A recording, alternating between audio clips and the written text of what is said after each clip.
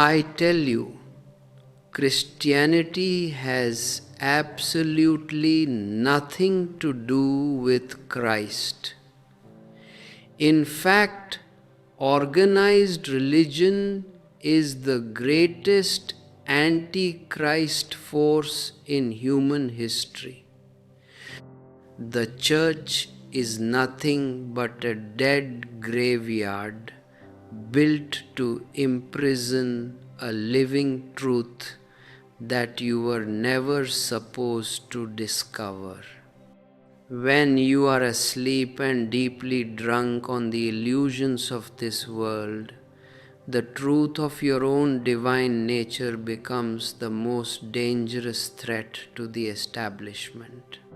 The priests and politicians have hidden these uncensored secrets for 40 years because they are terrified of a human being who wakes up and claims his absolute freedom.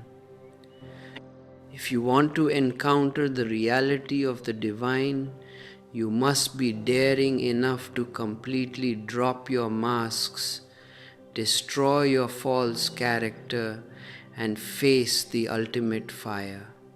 Hello, my friends, and welcome to this space of silent contemplation, where we gather not to collect more dead information, but to look directly into the beating heart of reality.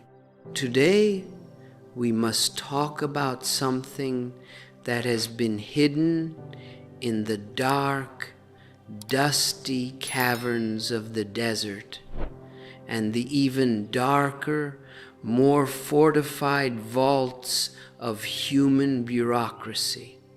We must talk about what the world has called the most dangerous scroll in history, a collection of ancient fragments that was systematically censored, hidden from the eyes of humanity for 40 long years. For 4 decades, a small, exclusive group of scholars working under the heavy shadow of institutional orthodoxy and the cautious watch of the Vatican kept the photographs of these ancient texts locked away. They claimed it was a matter of academic precision, a necessity of slow, careful translation. But if you look deeper with the eyes of awareness, you will see a much more profound, timeless phenomenon at play. It was not a matter of scholarly delay. It was a deep subconscious panic. The institutional structures of the world always tremble when they are faced with the raw, uncensored, wild current of a living spiritual rebellion. They are afraid of what those sands might reveal, because whenever the true, unorganized reality of a master is brought into the light, the neat, calculated cages of priests and politicians begin to collapse. If you look at the history of how these scrolls were kept from the public until a rebellion of a different kind forced the archives open in the early 90s, you will see the eternal struggle between the horizontal mind and the vertical consciousness.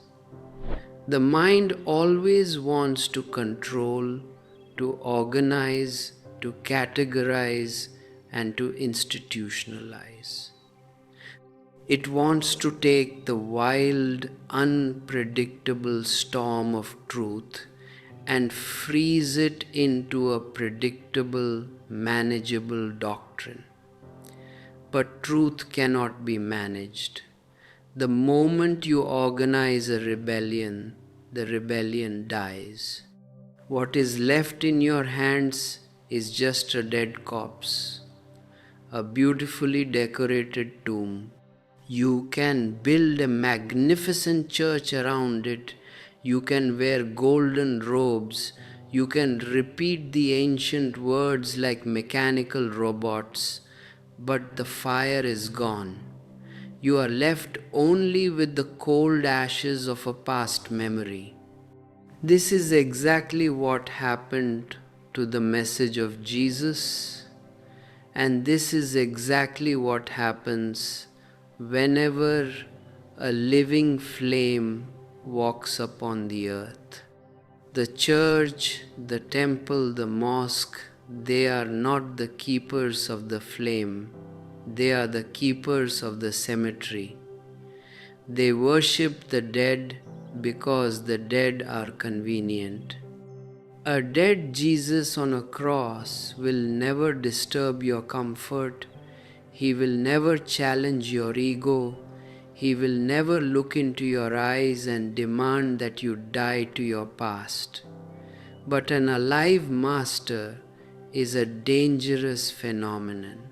He brings a holy chaos into your well-regulated sleep. Think about this deeply. Let it sink into your being. And if you feel a stirring in your heart, perhaps this is the moment to share your reflection in the comments below. To connect with the other seekers in this community by subscribing, or to support this flow of truth by exploring the deeper insights in our ebooks, or through options like Super Thanks and the Join button.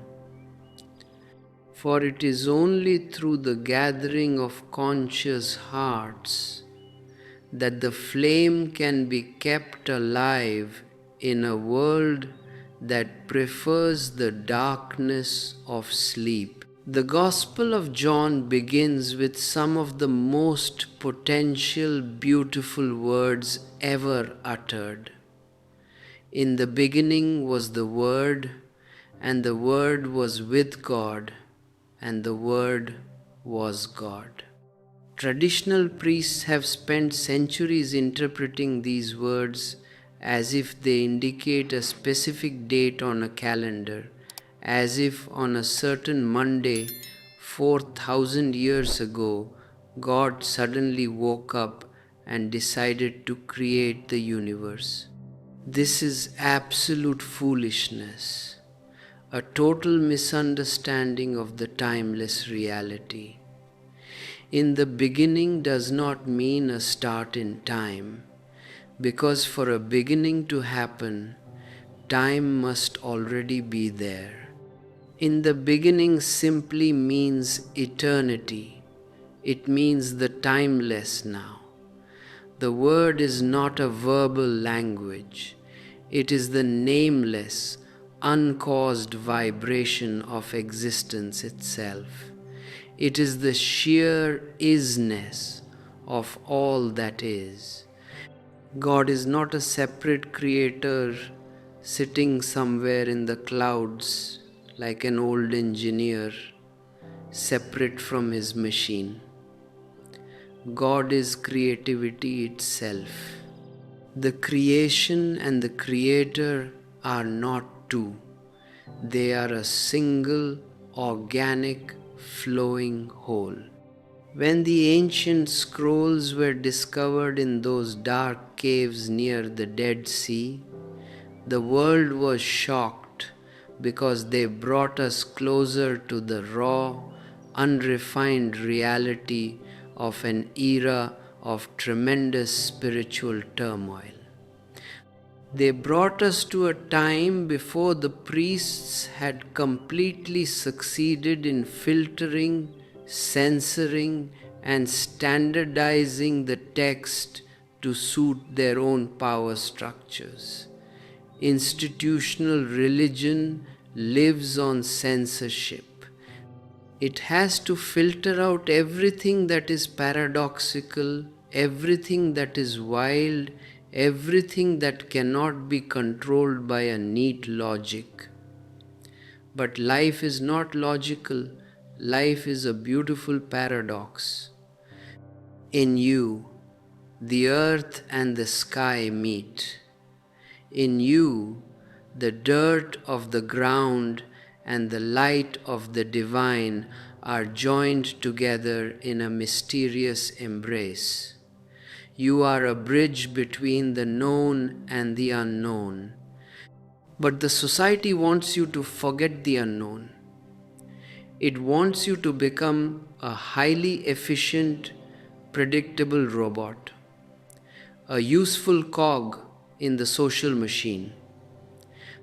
It teaches you to live completely on the surface, on the periphery of your being, completely unaware of the vast, bottomless ocean that hides within your heart. The real censorship is not just what happened in those desert caves for 40 years. The real censorship is what you do to your own inner voice every single moment of your life. You censor your own truth because you are afraid of the chaos it will bring to your neat, comfortable, sleeping existence. You wear 1,001 masks to please the crowd, to look respectable in the eyes of others, to maintain a false self-image that you call your character. But none of these masks is you. You are a crowd of false faces, constantly changing dependent on who is looking at you. When a powerful man approaches, your face changes into a receiving, welcoming smile. When a beggar approaches, you act as if he does not even exist. You have become an automaton, an efficient actor in a play you did not write, and you are fast asleep. Even while you think you are wide awake, walking down the street, going to your office, talking to your family, you are moving in a deep somnambulism.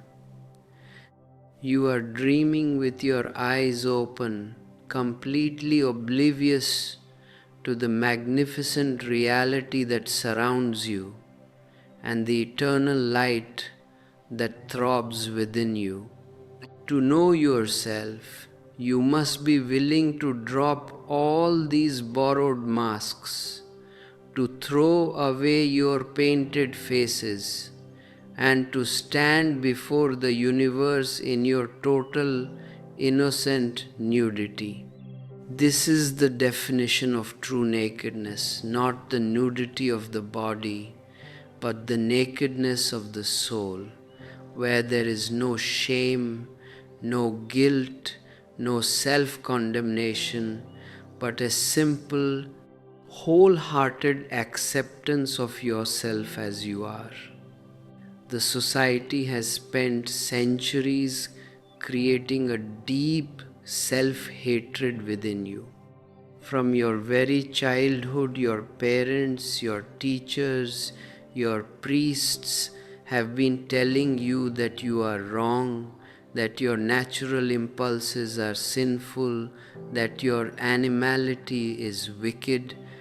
They have forced you to repress the greater part of your being, to throw it into the dark recesses of the unconscious.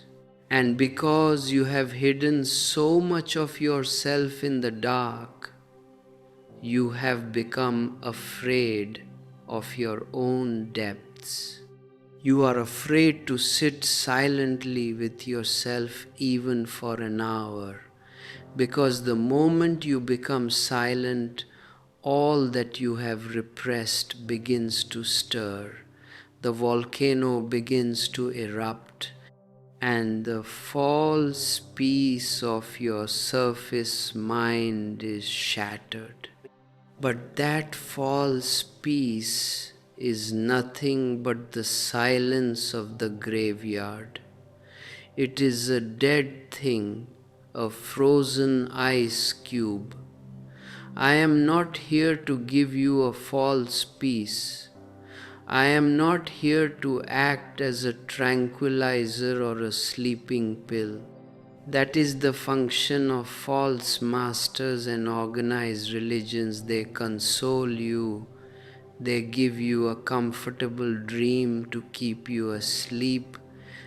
They tell you that if you follow their rules, if you repeat their prayers, if you give your donations, everything will be okay and you will be rewarded in some future heaven after death.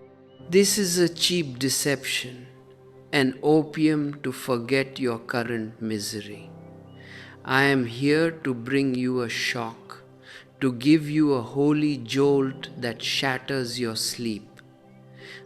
I am here to bring you a fire, a sword, a war within your own consciousness.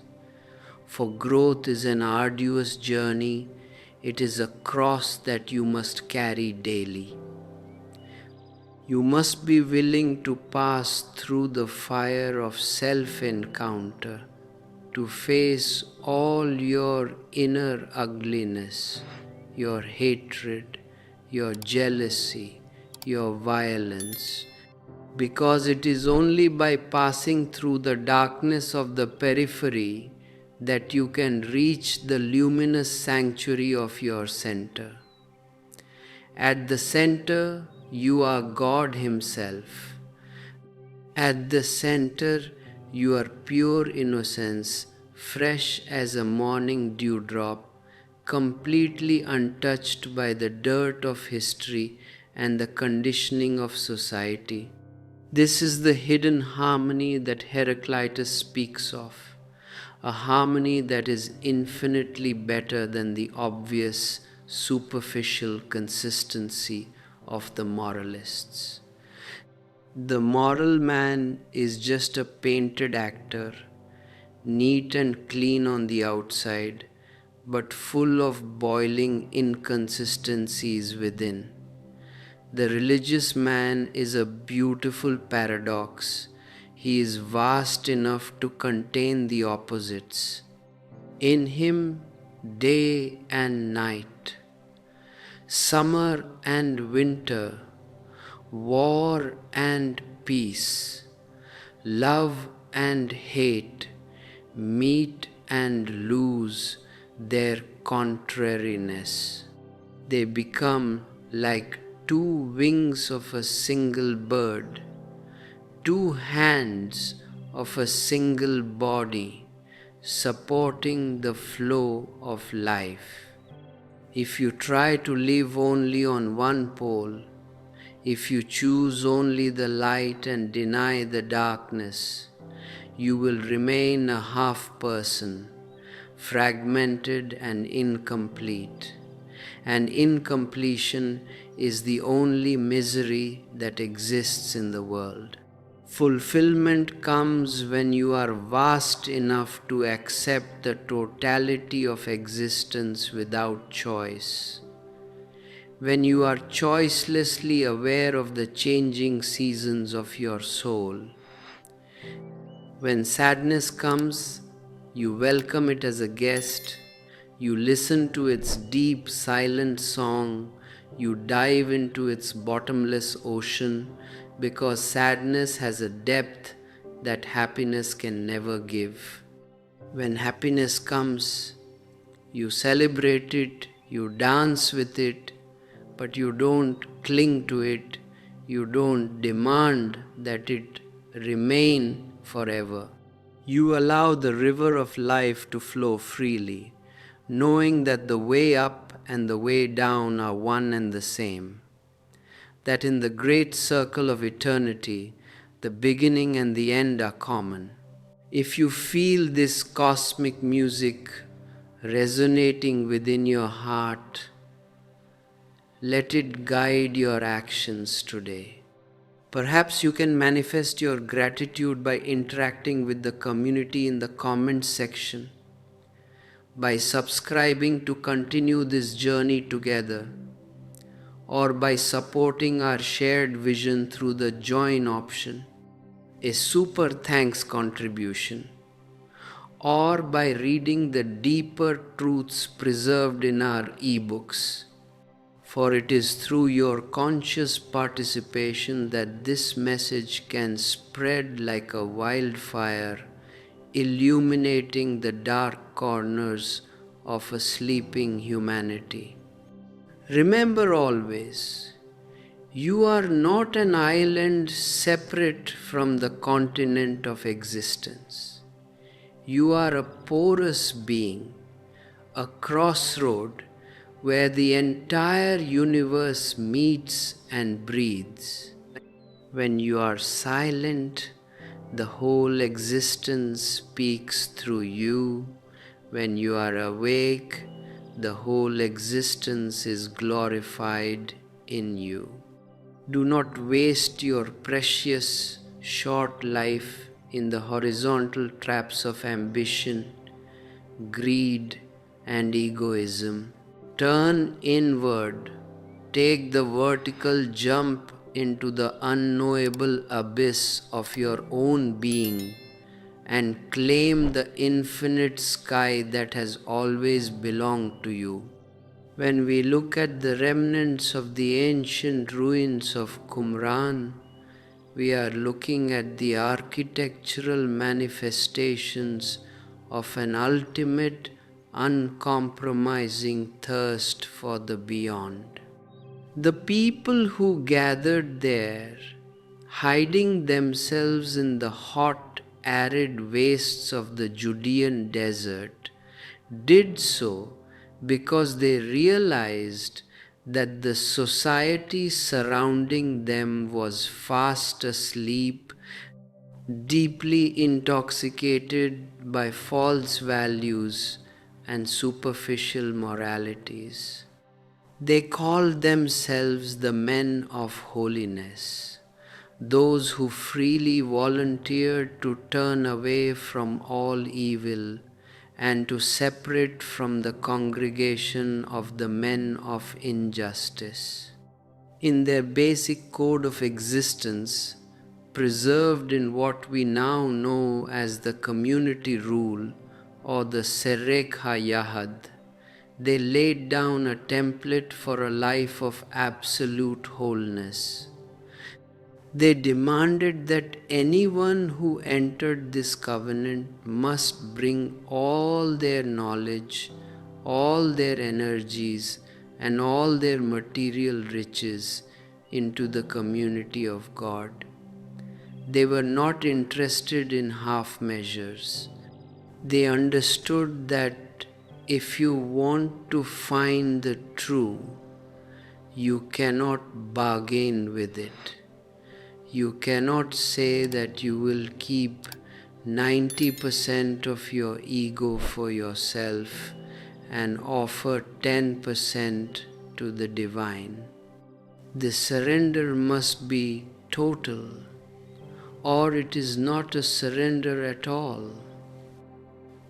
If you hold back even a tiny fragment of your private property, if you hide a small pocket of your old identity, you are still playing a game with yourself. You are still a hypocrite, trying to purchase the infinite with a false coin. This is why the laws of the community rule appear so terrifyingly strict to the logical mind. The code states that if a man enters the covenant and lies deliberately in matters of property, concealing what he owns to protect his personal fortress, He shall be excluded from the pure food of the many for an entire year, and his food ration shall be cut by 1/4. To the modern intellectual, to the political reformer, this looks like a harsh, unloving discipline. They will ask why a spiritual community should care so much about material goods, about food rations, about plates and cups. But they miss the entire point. The master who compiled these rules was a profound psychologist of the soul. He knew that your attachment to material things is nothing but an extension of your attachment to the ego. Your money, your possessions, your private intelligence, these are the crutches on which your false self walks.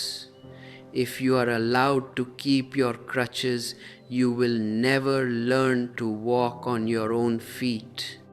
You will remain a mechanical puppet, a slave to your habits, fast asleep even while you believe you are awake.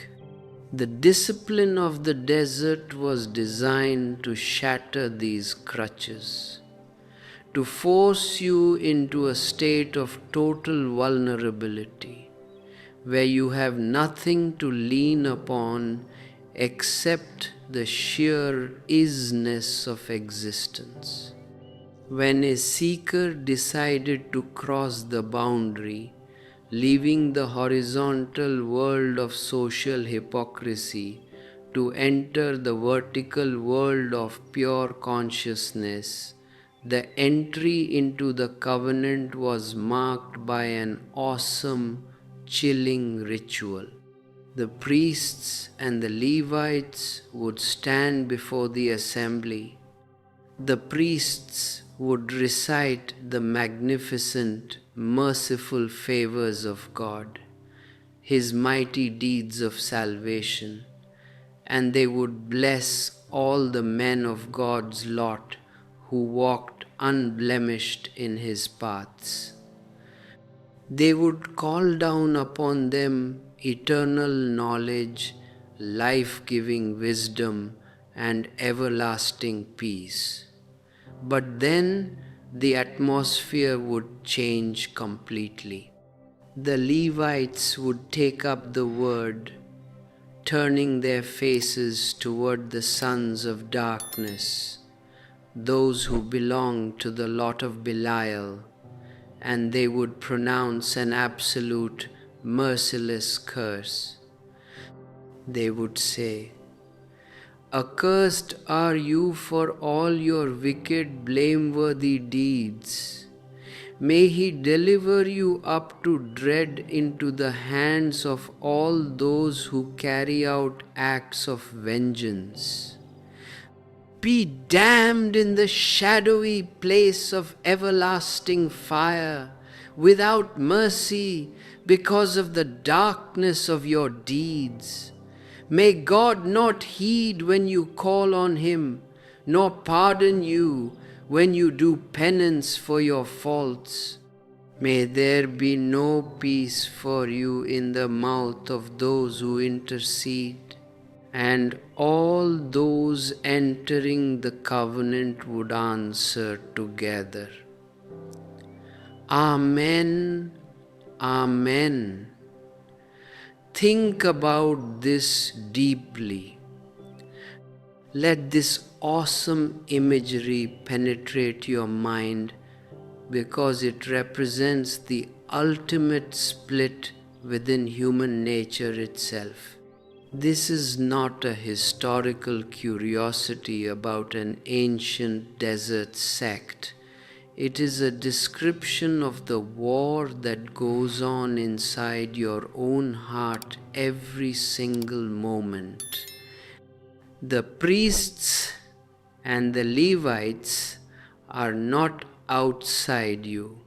They are the voices of your own consciousness and your own unconsciousness. The sons of light are those moments when you are alert, mindful, and centered in the present. The sons of darkness are those moments when you fall back into sleep, into the horizontal line of desire, ambition, and greed. Belial is nothing but your own ego, the dictator that rules your life through fear, dread, and the constant urge to dominate others. When you live under the dominion of Belial, you are constantly walking among the idols of your heart, setting up before yourself your own stumbling blocks of sin. You hear the words of truth, you listen to a master, and you congratulate yourself in your heart, saying, I will have peace in spite of my walking in the stubbornness of my heart. You think you can play a trick on existence. You think you can remain the same old greedy, angry, lustful person on the inside and wear a beautiful, pious mask of religiousness on the outside. But the law of life cannot be deceived. Your spirit will be obliterated, the dry with the moist, mercilessly, because you cannot live in two contradictory worlds simultaneously. You must choose. Either you choose the horizontal line of the crowd, which leads to death, or you choose the vertical line of awareness, which leads to eternal life. To help those who are thirsty to make this ultimate choice, to support the continuation of this flow of truth, we have created an inner circle of support. If your heart feels a deep resonance with these insights, if you feel that your inner being is being nourished by this stream of consciousness, you can participate directly in this work. Do not let it remain a passive listening. Let it become a creative sharing. You can use the join button on your interface to become an active collaborator in this temple of truth, or you can utilize the super thanks option to offer a gift of gratitude from your heart. For those who want to dive even deeper into the unrefined, uncensored fragments of ancient wisdom, our e-books are available, preserving the sacred essence of these teachings. Your support is not just a material transaction.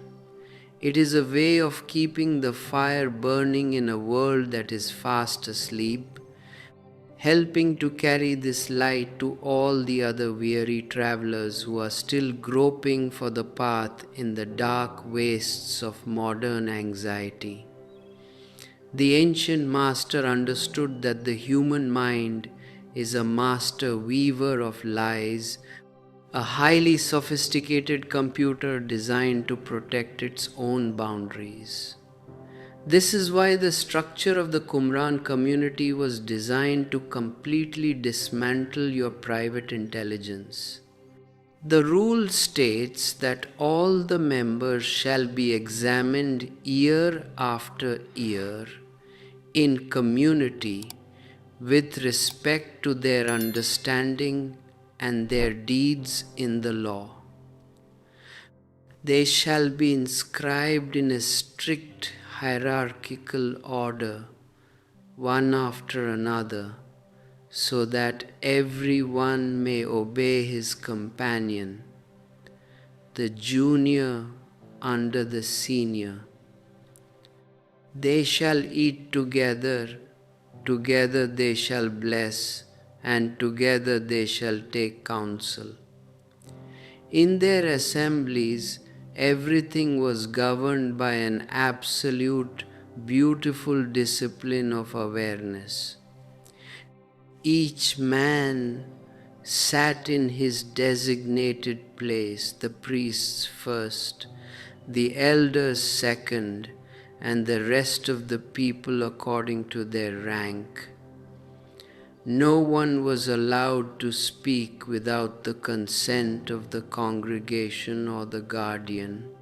No one was allowed to interrupt his companion before his speech had ended, nor speak before a man of higher rank. Each man had to wait for his turn, completely alert, completely mindful of the presence of the whole. If you look at this through the eyes of logic, it looks like a military camp, a totalitarian prison. But if you look through the eyes of love, it is a magnificent technique to kill the ego. Why do you want to speak before your brother has finished speaking? It is because your ego is impatient. It is in a hurry to assert itself, to show its own cleverness, to dominate the conversation. Why do you want to speak out of your rank? Because you want to feel special, extraordinary, superior to others. The discipline of the assembly forces you to look at this inner impatience, to watch this wild volcano of the ego without reacting to it. It forces you into a state of deep, passive listening, where you become just an ear, an empty vessel, receiving the presence of the community.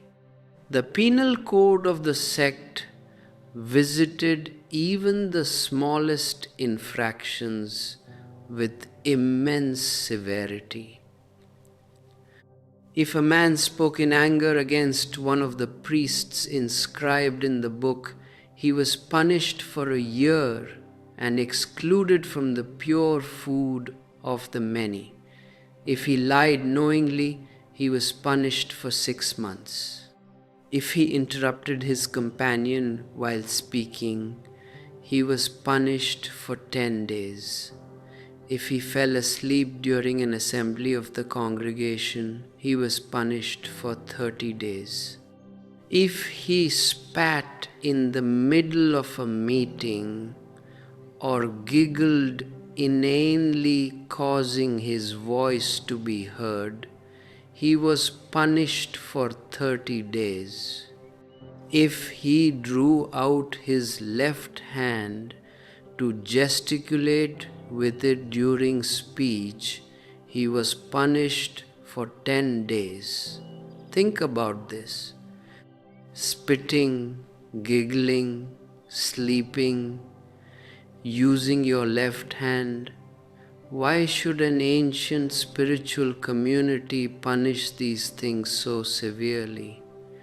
Because these are all signs of your sleep. When you giggle inanely, it simply shows that you are non-serious, superficial, unaware of the sacredness of the moment.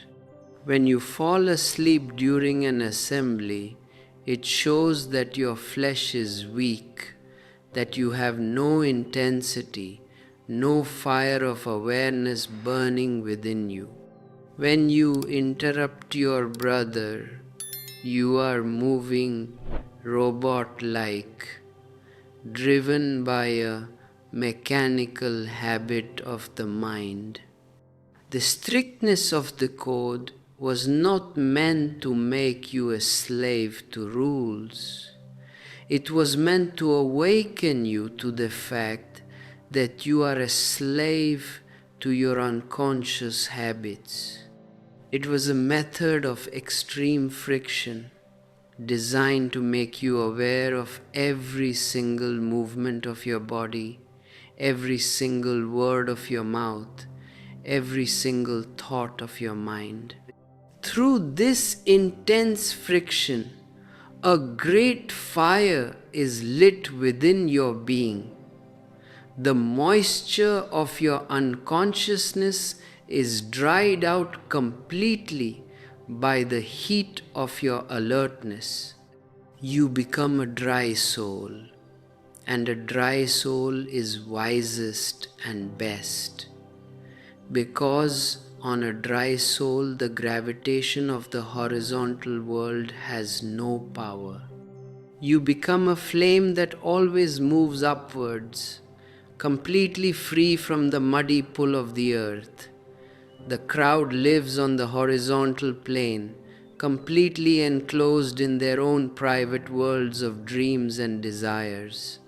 Heraclitus says, "The waking have one world in common. Sleepers have each a private world of his own." When you are in a dream at night, your dream is absolutely private. You cannot share it with your beloved. You cannot invite anyone into it. It is your own non-existential creation. In the same way, during the day, your thoughts, your ambitions, your theological beliefs are nothing but your private dreams. You are a Christian, someone else is a Hindu, someone else is a Mohammedan. These are all private intelligence structures completely cut off from the common ground of existence. They are the earplugs that you wear to avoid listening to the ultimate logos that surrounds you. The logos is common to all. It is the eternal law, the cosmic harmony that beats in every leaf, shines in every star, and flows in every river. But you live as if you had a private intelligence of your own, completely alienated from the source. Human nature has no real understanding. Only the divine nature has it. Man is not rational. Only what encompasses him is intelligent. The only way to enter into this intelligence is to drop your private world completely. This is what true sannyas means, not leaving your family, not running away to a monastery, but dropping your private dreaming mind. When you drop your private mind, your boundaries melt. You are no longer an island. You become the continent. You become completely ordinary, common, because the common ground is the only reality. The crowd thinks that to be ordinary is a failure, so everybody is striving to be extraordinary, exceptional, unique in the eyes of society. But this striving to be exceptional is the sacred disease. It is the ultimate expression of the bigoted ego. The more you try to be exceptional, the more you are cutting your own roots from the logos, the more you are committing a gradual, slow suicide. The real master teaches you to be absolutely ordinary, to follow the common, to become like a little child who has no name, no identity, no pride, no property. A child simply plays. He has no purpose, no goal in view. He moves his counters in a game, and the whole of existence is his empire. Time is a child moving counters in a game. The royal power is a child's. When you sit silently before me, you are learning this royal power of innocence. You are learning how to just sit, doing nothing, thinking nothing, dreaming nothing. Your mind will get bewildered because it cannot live without an activity. It cannot exist without a goal. It will ask, "What are we doing here? We are wasting our time." But I tell you, this unoccupied state of non-doing is the only door to the divine. When you are completely empty, the whole existence caves in upon you from every direction. You are filled with a light and a love that is too much for your narrow mind to bear.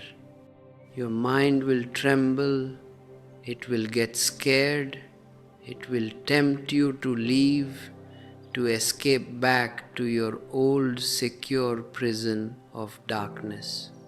But if you have the courage to stay, if you have the daring to let go and dissolve into this nothingness, a sudden mutation will happen. The old mechanical record will be broken, the needle will jump out of the groove, and you will be born totally new, a twice born child of God. This second birth is a virgin birth because it does not come from the meeting of two bodies. It does not come from duality. It comes from your own innermost being. When the male and the female energies within you meet and become a single circle. In you, the above and the below, the inner and the outer, the man and the woman become one. The duality disappears completely, and only the non-dual, the absolute Brahman remains. In that state, you cannot say that you are happy or unhappy, because happiness and unhappiness are two sides of the horizontal line. You are simply blissful. You have transcended the wheel of life and death. This is the ultimate synthesis, the hidden harmony that endures forever, where no moth can come near to devour, and where no worm can destroy. Be ready to carry your cross daily. Be ready to die to your past every single moment, so that you can be resurrected into the eternal, radiant now. The kingdom of heaven is at hand.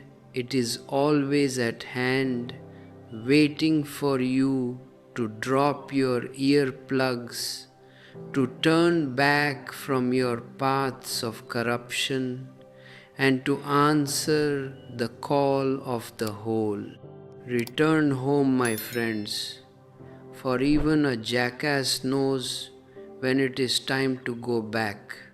If you feel this call vibrating in your blood, if you feel that the dynamic mirror of this master is showing you your true, original face, do not let this moment pass in vain.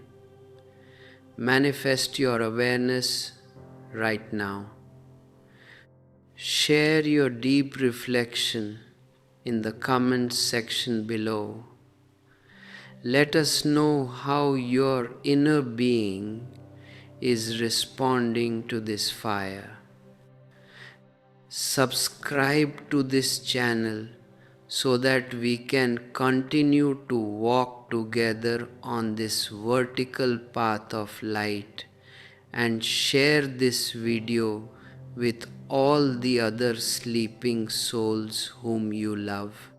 If you want to dive even deeper, if you want to support this ashram of truth so that these teachings can reach the farthest corners of the earth, consider clicking the join button utilizing the super thanks option, or exploring our carefully preserved ebooks. Let your love flow flowingly, unconditionally, so that you are no longer a passive onlooker, but a vital collaborator in the cosmic game of God. The ancient master of Qumran, the teacher of righteousness, knew that the path into the wilderness is a path of absolute isolation from the unjust world. He commanded his disciples to separate completely from the habitation of unjust men, to walk into the desert in order to open there the path of truth as it was predicted by the prophets. They were to be like a fortified city, a tried wall, a precious cornerstone, whose foundations would neither rock nor sway in their place. They knew that the outside world was a raging storm of Belial, a complete chaos of desires and ambitions. But inland, deep within their community, they created a magnificent cosmos of order and symmetry. They, sitting in their ranks, under the absolute authority of the priests and the Levites, were constantly in a state of deep inner prayer. They offered up their own lives as an agreeable offering, atoning for the sins of the land without the flesh of holocausts and the fat of sacrifices. For them, a prayer rightly offered from an undivided heart was more pleasing to God than all the bloody rituals of the official temple in Jerusalem, which had been defiled by the ungodly priests. This is the meaning of being a true sanctuary. You don't need a temple made of stones. You don't need an altar made of marble. Your own being, when it is undivided, when it is whole, becomes the Holy of Holies. But you have made your inner house a marketplace, a noisy, crowded street where 1,001 conflicting desires are continuously screaming for attention. You are not a temple, you are a chaos. And because you are a chaos, you feel ill, tense, full of anguish and anxiety. You go to physicians, you go to psychoanalysts to be treated, to be made normal again, but they can only help you to be adjusted back to this sick, neurotic society. They cannot make you whole, because they themselves are fragmented, they themselves are blind to the ultimate logos. Only a master can act as a true physician of your soul, because he has no problems of his own. His mirror is absolutely clean. His fire has burnt all the rubbish of his past. He can see you through and through. He can see your potentiality even while you are fast asleep. And He can give you the necessary push so that you can awaken. But to receive His push, you must be willing to let go of your horizontal identity. You must be willing to become a nothingness. When Jesus walked by the Sea of Galilee and saw Simon called Peter and Andrew his brother casting their nets into the sea, He did not give them a long theological discourse. He did not argue with them. He did not try to convince their intellects. He simply looked into their eyes and said unto them, "Follow me, and I will make you fishers of men." And the Gospel says, "And they straightway left their nets and followed Him." This is the miracle of presence. They did not ask for a proof. They did not ask for a guarantee. The very presence of Jesus was the proof. His radiance was greater than the rising sun. His eyes were deeper than the lake. They looked, they felt, and they straightway followed. They did not look back. Trust means not looking back. Trust means not turning back. Trust means a total, unconditional jump into the unknown. If you can trust in this way, then the Master can do His work. He can pour His energy into you. He can wash your feet. He can force your inner Kundalini to rise upwards from the lowest depths of your being. On that last night, before the feast of the Passover, Jesus sat down with His 12 apostles, and He took water into a basin and began to wash His disciples' feet and to wipe them with the towel. It was a profound, silent communication of energy, a Zen act of ultimate humility and love. The Master touching the feet of the disciples, the above touching the below, the sky embracing the earth. He was showing them that nothing is lowly, that everything is divine, that even in the lowest part of your body, in your feet, God is present. But Simon Peter became uneasy. His ego resisted, and he said unto Him, "Lord, dost Thou wash my feet?" It did not look appropriate to his logical mind. Jesus answered him, "What I do thou knowest not now, but thou shalt know hereafter." But Peter insisted in his pride, in his false humility, and said, "Thou shalt never wash my feet."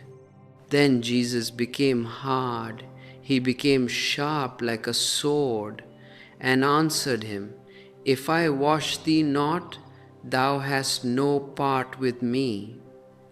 Look at this. Even your humility can be a mask of the ego. Even your ideas of what is appropriate and what is respectful can be a barrier between you and the Master. If you say no to the Master, even out of a false sense of respect, you are still maintaining your own boundaries. You are still saying that you know better than the Master what should be done. A disciple has no in him. He is a total, magnificent, flowing yes. He says, "Whatsoever you do is right. because I am no more. You know better. If you want to wash my feet, wash them. If you want to cut my head, cut it. I am surrendered into your hands. Only in that total surrender can the transmission happen outside the scriptures, outside the words, directly from heart to heart, from depth to depth. When Jesus washed their feet, he was preparing them for the ultimate trial, for the dark night of crucifixion that was approaching fast. He knew that his hour had come, that he was to depart out of this world unto the Father. He looked at his disciples, and his soul became exceeding sorrowful even unto death. This is the beautiful, fragile humanness of Jesus, the Son of Man. He loved this earth. He loved his disciples. He loved the small joys of life, the bread and the wine, the green trees and the silent lake. He did not want to leave so soon. His river wanted to linger on the bank before falling into the infinite ocean and disappearing completely. He went a little farther into the Garden of Gethsemane, fell on his face on the earth, and prayed, saying, "O my Father, if it be possible, let this cup pass from me." This is the cry of the flesh, the weakness of the mortal body facing the absolute cessation of death. But immediately his vertical consciousness asserted itself. His sonship merged with his fathership, and he said, "Nevertheless, not as I will, but as thou wilt." 3 times he went to pray, and 3 times he came back to his closest disciples, Peter, Andrew, and John, and every time he found them fast asleep, for their eyes were heavy. They could not watch with him even for 1 single hour. Think of the tragedy of it. The Master is going through the ultimate crisis of his life. The heavens are opening, the divine forces are converging, the greatest transmission is available, and the disciples are snoring. They prefer a few minutes of comfortable sleep to the ultimate awakening of their souls. This is the state of humanity. Every day the Master knocks. Every day the universe invites you. Every day the light shines in the darkness, and your eyes are heavy with the weight of your past conditioning, your private dreams, your petty worries. You prefer your small, hollow existence stuffed with straw to the vast, majestic kingdom of God. Finally, Jesus came to them the 3rd time, looked at them with infinite compassion and sadness, and said, "Sleep on now and take your rest. Behold, the hour is at hand, and the Son of Man is betrayed into the hands of sinners. Rise, let us be going. Behold, he is at hand that doth betray me." He did not wait for the enemy to come and catch him. He walked towards them. He went to meet his death with an open heart, with a total surrender to the will of the Father. He was crucified on the next day, but the real crucifixion had already happened in the Garden of Gethsemane when his own disciples fell asleep and left him absolutely alone. He was left without hands, a pure being, a silent flame disappearing into the infinite sky. Do not let your life be a repetition of the sleeping disciples. Do not wait until your deathbed to cry out to God, for then your philosophy will be insufficient, a mere expression of your fear and helplessness. Awaken now while you are young, while you are full of energy, while the Master is present in your midst. Dethrone your ego, shatter your private intelligence, and let the common logos of the universe be enthroned within your heart. Become a dry soul, a magnificent, unmoving flame of pure awareness, so that when your hour comes, you do not die like a miserable animal, but you yield up your ghost in total joy, in total celebration, resurrecting into the eternal, deathless glory of God. The whole sky belongs to you, my friends. Just drop the meat of your desires, open your wings, and fly into the infinite expanse of freedom. This choice between fear and love is not an abstract concept to be debated in theological seminaries. It is the very line that divides a sleeping humanity from an awakened consciousness. When we look into the deep recesses of the Judean wilderness, into the ancient codes uncovered from the dark caverns of Qumran, we are facing the records of an intentional, radical division made by men who were desperately thirsty for the absolute. The text known as the Rule of the Community or the 1QS scroll is one of the most dangerous and uncompromising maps of the inner war ever committed to leather. It is a manual of total dehypnotization, a template for a life lived at the ultimate peak of friction. The master who compiled this code understood that if you want to leave the horizontal world of social deception, you cannot take your old mind with you. You cannot carry your ornaments, your prestige, your personal security into the desert.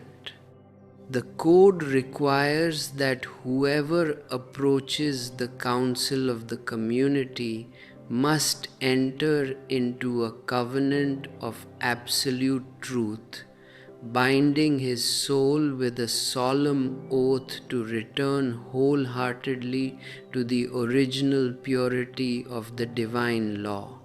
He must separate himself completely from all the men of injustice who walk in the way of wickedness. But this separation is not an easy escape.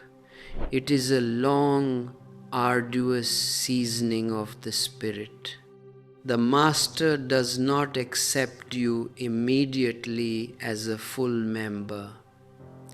He knows your cunning mind too well. He knows that your desire to be holy is often just another ambition of the ego, a new trick to feel special and extraordinary. So the rule prescribes an intensive, rigorous period of testing and probation. When a new seeker comes from the outside world, he must first stand before the guardian at the head of the congregation. The guardian examines his spirit, his insight, his actions, his strength, and his capacity to endure the wilderness. If he is found fitted to the discipline, he is initiated into the initial steps of the covenant. But he remains an outsider to the sacred center. For 1 full year, he is not allowed to touch the pure meal of the congregation. He can live in the camp, he can work with the brethren, but he cannot sit at the common table. He cannot share in their food because he is still carrying the invisible dirt of his past social conditioning. He has to be cleansed through the fire of isolation and quiet mindfulness. During this first year, he has no share in the property of the community. He is just a guest, a postulant waiting at the door. If your heart is beginning to feel the immense weight and responsibility of this vertical journey, let it become an active reflection in your daily life. Do not keep this stream of truth closed within yourself. Share your deep insights in the comments section below, and let us know what is happening to your consciousness as you listen. If you feel a calling to support this work, to become a vital collaborator in maintaining this clean repository of ancient wisdom so that it can be carried to all the weary travelers across the globe, you can utilize the join button on your interface to enter into our inner circle, or use the super thanks option to offer a gift of appreciation from your heart. Our e-books are also available to you, preserving the unrefined essence of these discourses for your deep contemplation. Your participation is a direct way of sharing your energy with the whole, just as the ancient seekers brought their resources together in the desert.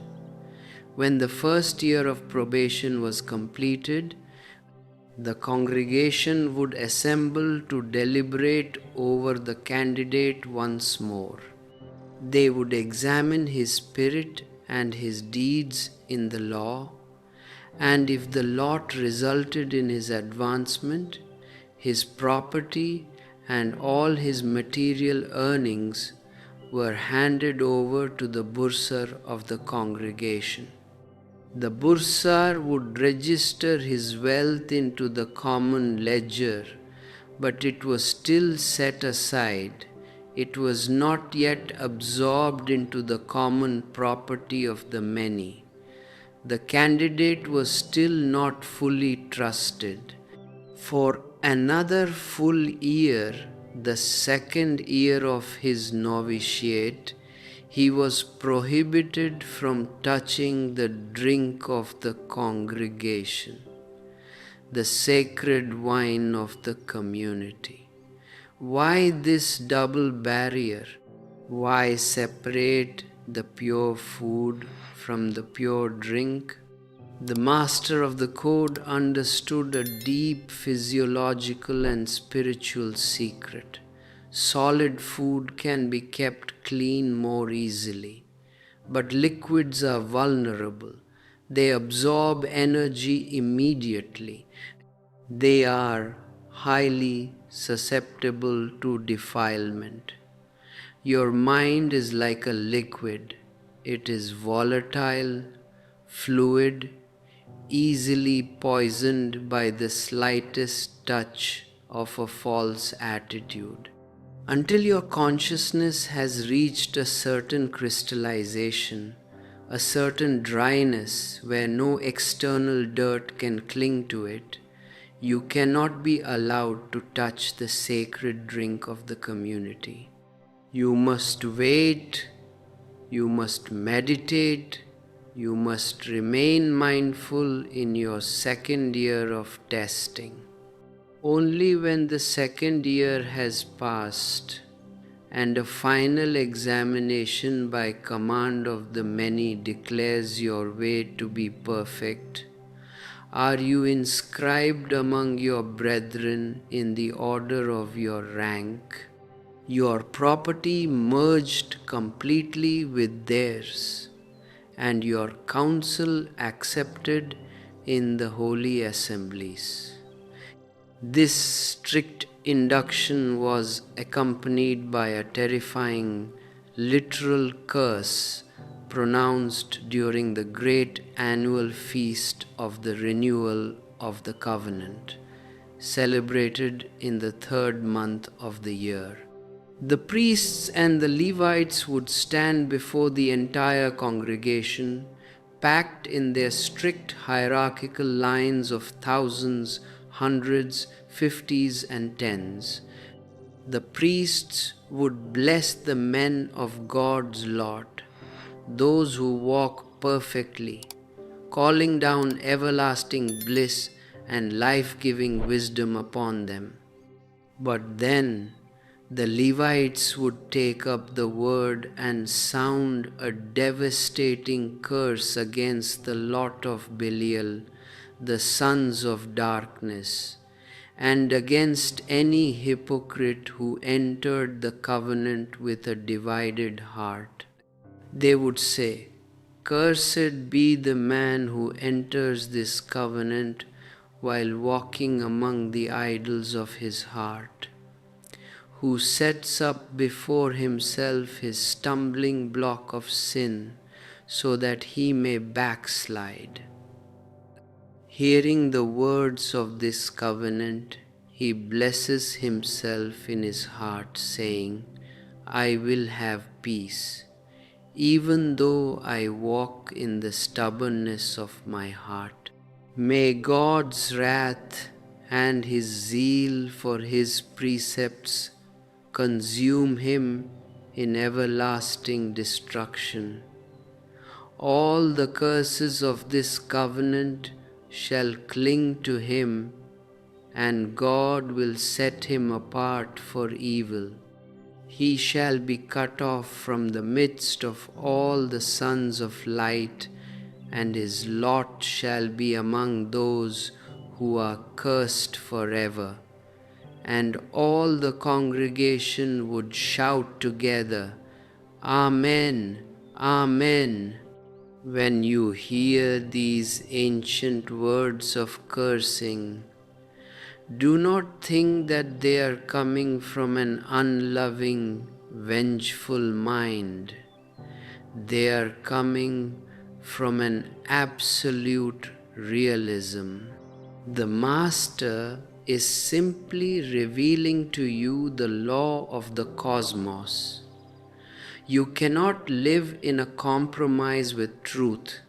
You cannot say that you enter the covenant of light while your heart is still harboring the idols of your past desires, your private ambitions, your social respectability. If you do that, you are creating a split within your own being. You are becoming a schizophrenic, a hypocrite, a Judas, and that split will destroy you. It will obliterate your spirit, the dry with the moist, mercilessly. The word sin means to miss, to be absent, to act in an unconscious, sleepwalker-like state. When you are absent from the present moment, when your mind is dreaming of the past or projecting into the future, you are setting yourself against the ultimate logos that encompasses you. You are walking in darkness, and whatsoever you do in that darkness is a sin, a blameworthy transgression, because it comes out of your sleep.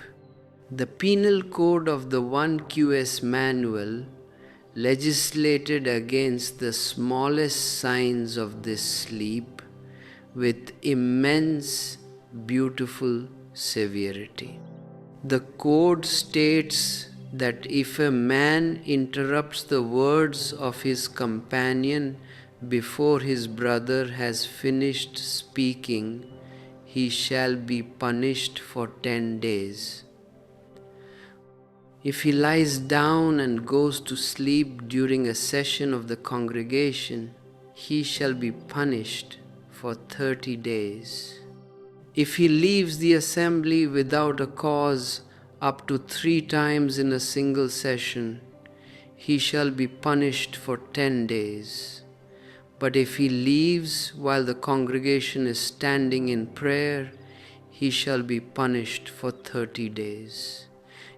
If he spits in the course of a meeting of the many, he shall be punished for 30 days. If he giggles inanely, making his voice heard foolishly, he shall be punished for 30 days. If he draws out his left hand to gesticulate with it while speaking, he shall be punished for 10 days. If he goes about defaming his companion, he shall be excluded from the pure food of the many for an entire year. But if he goes about defaming the congregation itself, or if he murmurs against the foundation of the community, he shall be expelled from their midst, and he shall return no more. To the modern intellectual, to the rational mind trained in the Western schools of Aristotle, this looks like an absolute madness, a ridiculous obsession with trivialities. Why punish a man for spitting? Why punish a man for giggling, or for using his left hand, or for falling asleep? But I tell you, these are not trivialities. These are the precise symptoms of your deep chronic sleep. When you interrupt your brother, it is not because you have something wise to say. It is because your ego is impatient. It is in a hurry to assert itself, to show its own cleverness, to dominate the space. When you giggle inanely, it shows that you are superficial, that you are wearing a false plastic mask, that you are completely unaware of the sacredness, the immense depth of the present moment. When you fall asleep during an assembly, it shows that you have no intensity, no fire of awareness burning within you. Your flesh is weak, and you prefer the comfort of oblivion to the challenge of reality.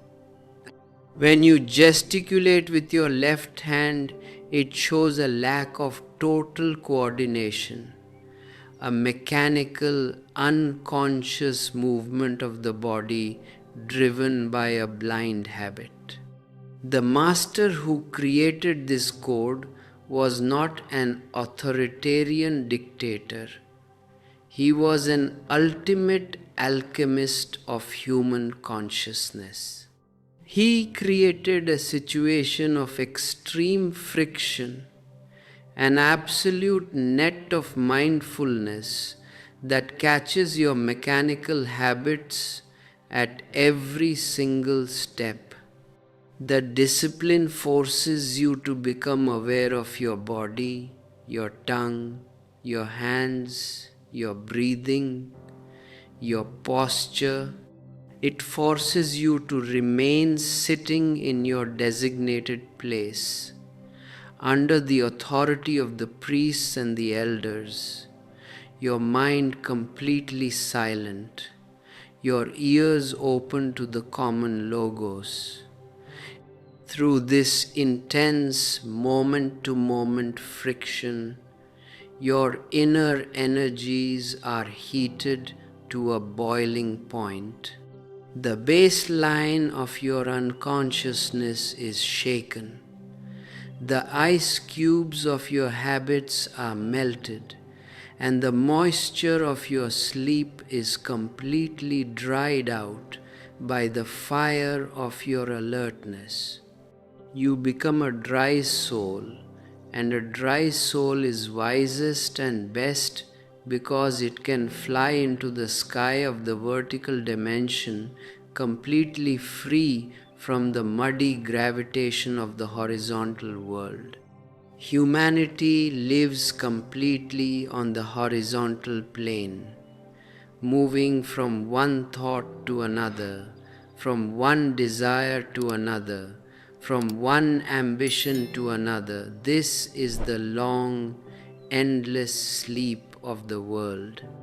And because everyone is asleep, you have all created your own private worlds of dreams and delusions. Heraclitus says, the waking have one world in common. Sleepers have each a private world of his own. When you sleep at night, your dream is absolutely private. Your lover cannot enter into it. Your friend cannot share it. In the same way, during the day, your philosophies, your political ideologies, your theological dogmas are nothing but your private dreams. You believe you are a Christian. Someone else believes he is a Jew. Someone else believes he is a Muslim. These are your private intelligence structures, the earplugs you wear to avoid facing the immense common reality of existence. The Logos is common to all. It is the universal law, the hidden harmony that steers all things through all things. But you live as if you had a private intelligence of your own, completely alienated from the whole. Human nature has no real understanding, only the divine nature has it. Man is not rational, only what encompasses him is intelligent. The only way to enter into this cosmic intelligence is to drop your private mind completely, to step out of the traffic of your thoughts and become a choiceless witness.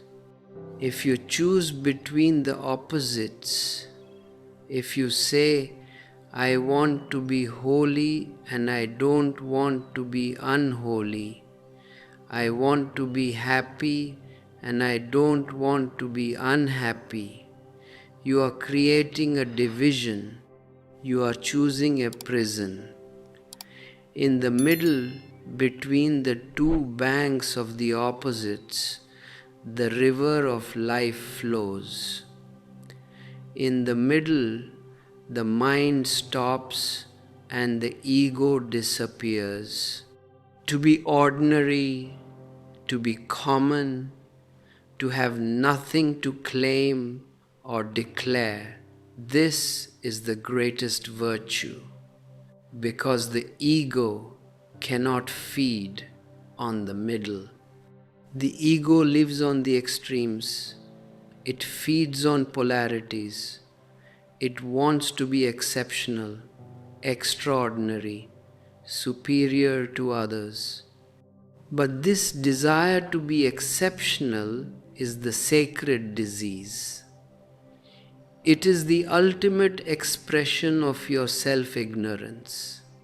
When you are absolutely ordinary, like a little child, you enter into the kingdom of heaven. Because a child doesn't ask for reasons, he doesn't look for purposes or goals. He simply plays his counters in a game, and the royal power of innocence belongs to him.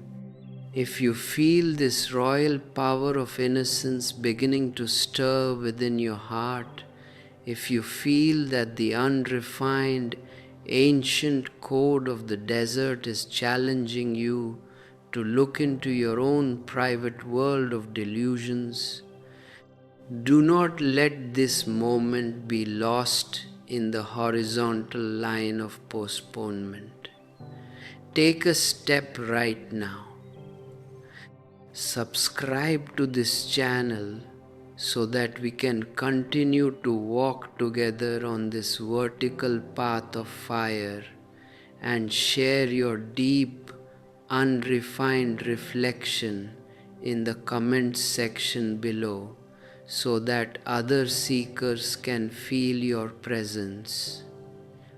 If you want to support this container of truth, to help us carry this light to all the other thirsty souls who are wandering lost in the marketplace of modern anxiety, consider using the join button to enter our inner circle or offer a gift of love through the super thanks option. Our ebooks are also available for your deep study, preserving the sacred essence of these discourses. Let your support be an unmotivated sharing from your heart, an act of pure gratitude for the sweetness of life. The ancient community of the desert lived in a deep, perpetual understanding that they were the final remnant of Israel, those who were chosen from all eternity to stand at the end of days. They organized their entire existence so that it became a safe home, a sure house built on a rock that would neither shake nor sway from its place. They separate themselves completely from the habitation of unjust men, and they went into the wilderness to prepare there the path of truth through the continuous, intensive study of the law. They knew that the outside world was a madhouse of contradictions, a completely corrupted way where men were doing what was right in their own eyes, walking in the stubbornness of their hearts. But inside their sacred enclosure, they created a magnificent hidden harmony. They, sitting in their ranks, the priests first, the elders second, the rest of the people in their thousands, hundreds, fifties, and tens, became a single, undivided body of prayer.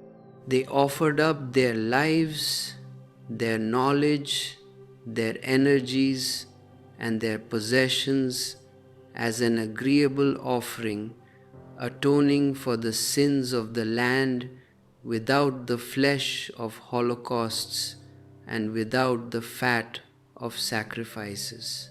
For them, a prayer rightly offered from a silent, empty heart was like the pleasant aroma of justice, and the perfection of their behavior was like a delectable free will offering.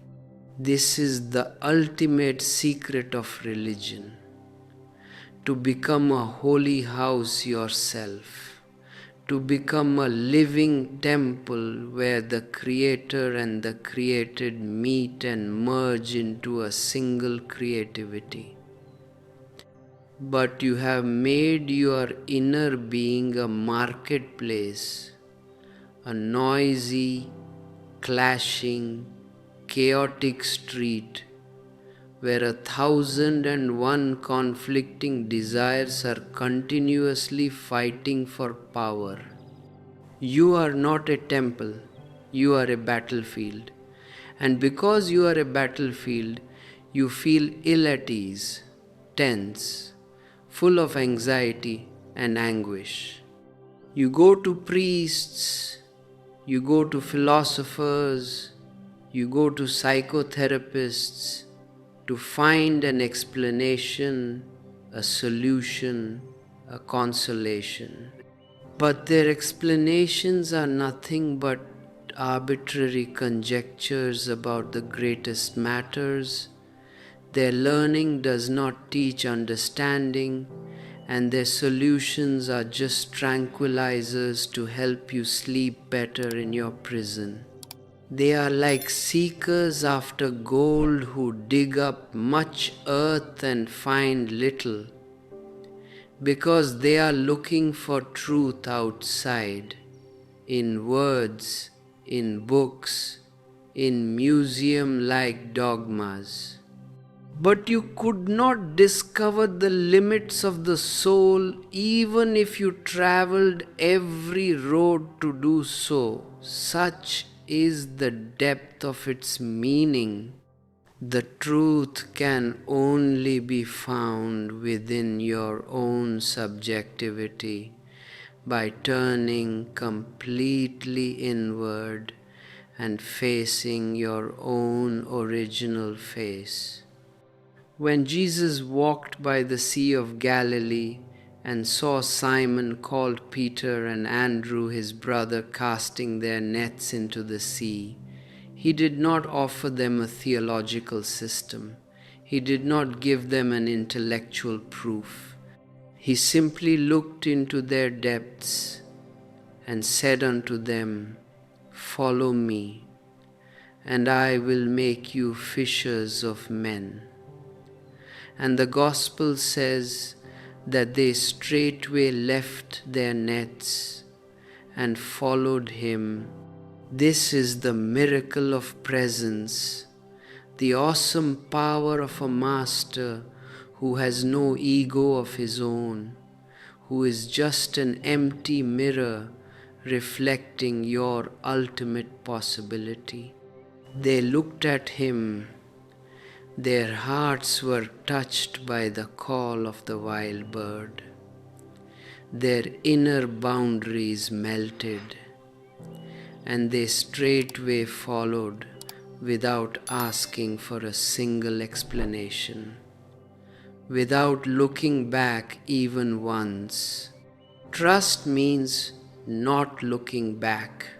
Trust means a total, unconditional surrender to the unknown.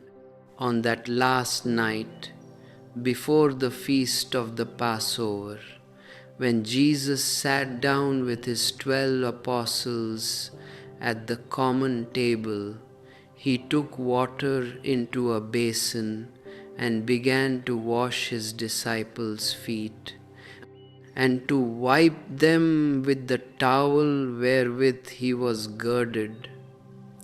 It was a Zen act of ultimate love and humility, a direct, wordless communication of the highest energy. The Master touching the feet of the disciples, the above washing the below, the sky bowing down to the earth. He was showing them that nothing is unclean, nothing is lowly, that even in the lowest part of your body, in your feet, God is present. But Simon Peter became uneasy, his ego resisted, his private intelligence started creating a problem, and he said, "Lord, dost thou wash my feet?" It did not look appropriate to his moralistic mind. Jesus answered him, "What I do thou knowest not now, but thou shalt know hereafter."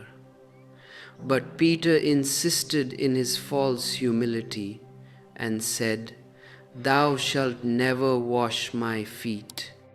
Then Jesus became sharp like a sword, hard like a rock, and said, "If I wash thee not, thou hast no part with me."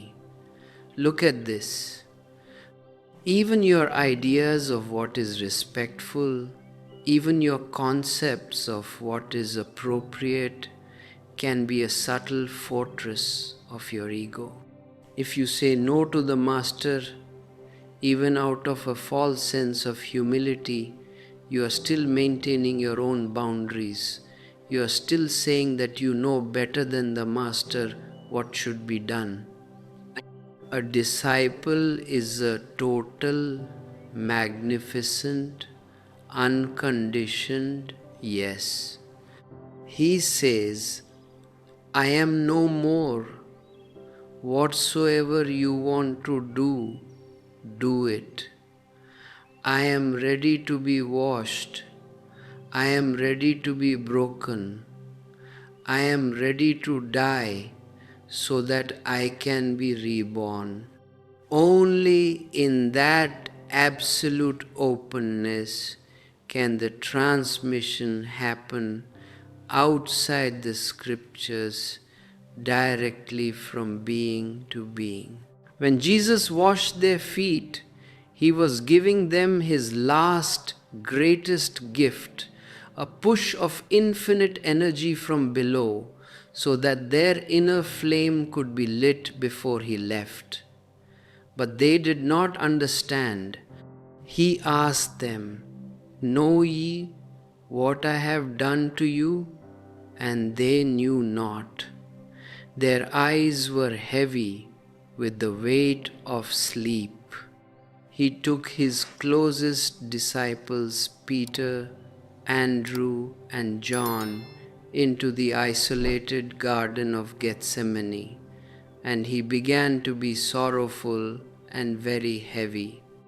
This is the beautiful, fragile human part of Jesus, the Son of Man. He loved this earth. He loved his disciples. He loved the simple feast of the Passover, and he did not want to leave so soon. He fell on his face on the earth and prayed, saying, "O my Father, if it be possible, let this cup pass from me. Nevertheless, not as I will, but as thou wilt." 3 times he went to pray, and 3 times he came back to his disciples. And every single time he found them fast asleep. They could not watch with him even for 1 single hour. Think of the immense tragedy of it. The Master is going through the ultimate crisis of his life. The vertical dimension is breaking in. The heavens are opening. The Spirit of God is descending, and the disciples are snoring. They prefer a few minutes of comfortable sleep to the ultimate awakening of their souls. This is the condition of humanity. This is your condition. Every day the Master calls. Every day the universe invites you. Every day the hidden harmony is playing its wild music all around you, and your eyes are heavy with the weight of your past, your private worries, your petty security. You prefer your hollow, stuffed existence to the vast, eternal majesty of God. Finally, Jesus came to them the third time, looked at them with infinite compassion, and said, "Sleep on now and take your rest. Behold, the hour is at hand, and the Son of Man is betrayed into the hands of sinners. Rise, let us be going. Behold, he is at hand that doth betray me." He did not wait for the enemy. He walked towards them to meet his death with an open heart. He was crucified on the next day, but the real crucifixion had already happened in the Garden of Gethsemane, when his own disciples fell asleep and left him absolutely alone. He was left without hands, a pure being, a silent flame disappearing into the infinite ocean of God. Do not let your life be a continuation of this sleeping tragedy. Do not wait for the 999th day when your whole pond will be covered with lilies and your life will be suffocated completely. Awaken now, while you are young, while you are full of energy, while the Master is present in your midst. Dethrone your ego, shatter your private intelligence, and let the common logos of the universe be enthroned within your heart. Become a dry soul, a magnificent, unmoving flame of pure awareness, so that when your hour comes, you yield up your ghost in total joy, in total celebration, resurrecting into the eternal, deathless glory of God. The whole sky belongs to you, my friends. Just drop the meat of your desires, open your wings, and fly into the infinite expanse of freedom. This choice between your fear and my love brings us directly to the most hidden, heavily censored pages of the ancient sands, the Damascus document. For 40 years, the caretakers of institutional orthodoxy didn't want you to look at this text because it reveals the exact mechanics of the psychological traps that keep humanity in an eternal state of spiritual bankruptcy. The document speaks of a deep historical crisis, an age of wrath, and it describes what it calls the 3 nets of Belial with which Satan catches Israel, making them appear before the people like 3 types of righteousness. These 3 nets are fornication, wealth, and the defilement of the sanctuary. Let us look into these 3 nets, not with the narrow, squinting eyes of a moralistic priest, but with the expansive, luminous vision of the Logos.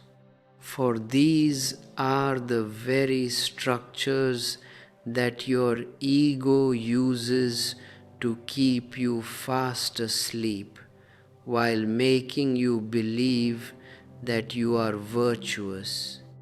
The text says that whoever escapes the first is caught in the second, and whoever saves himself from the second is caught in the third. It is a complete, inescapable trap for the unconscious mind. Look at the first net, fornication. The ancient scroll interprets this as a violation of the primitive principle of creation, which states that male and female created he them, and that those who went into the ark went in 2 by 2. The code condemns those who take a second wife or husband while the first is alive, and those who marry within forbidden degrees of kinship, such as a niece marrying her uncle. To the modern rationalist, this looks like a matter of ancient social legislation, an outdated code of sexual morality. But if you look deeper with the eyes of awareness, you will see a much more profound spiritual truth hidden beneath the words. Fornication, in the language of the Master, means the confusion of boundaries, the chaotic mixing of energies without consciousness.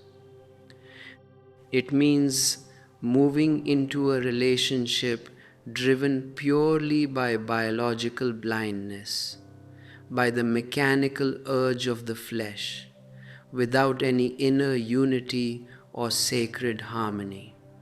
When you take a second wife while the first is alive, or when you switch from one partner to another without ever reaching the center of anyone, you are simply using the other person as a drug to escape your own inner emptiness. Your love is not a rise, it is a mechanical fall. You are treating a human being like a thing, a commodity to be consumed, and that is the real defilement. The second net is wealth, the accumulation of wicked riches, the plunder of the poor, the obsession with personal gain and possessions. The Damascus document charges the leaders of the world with amassing money and wealth by plundering the peoples, treating property as their ultimate security. Why is wealth a net of Belial? Because wealth is the material manifestation of the ego. The more you possess, the more you feel that you are.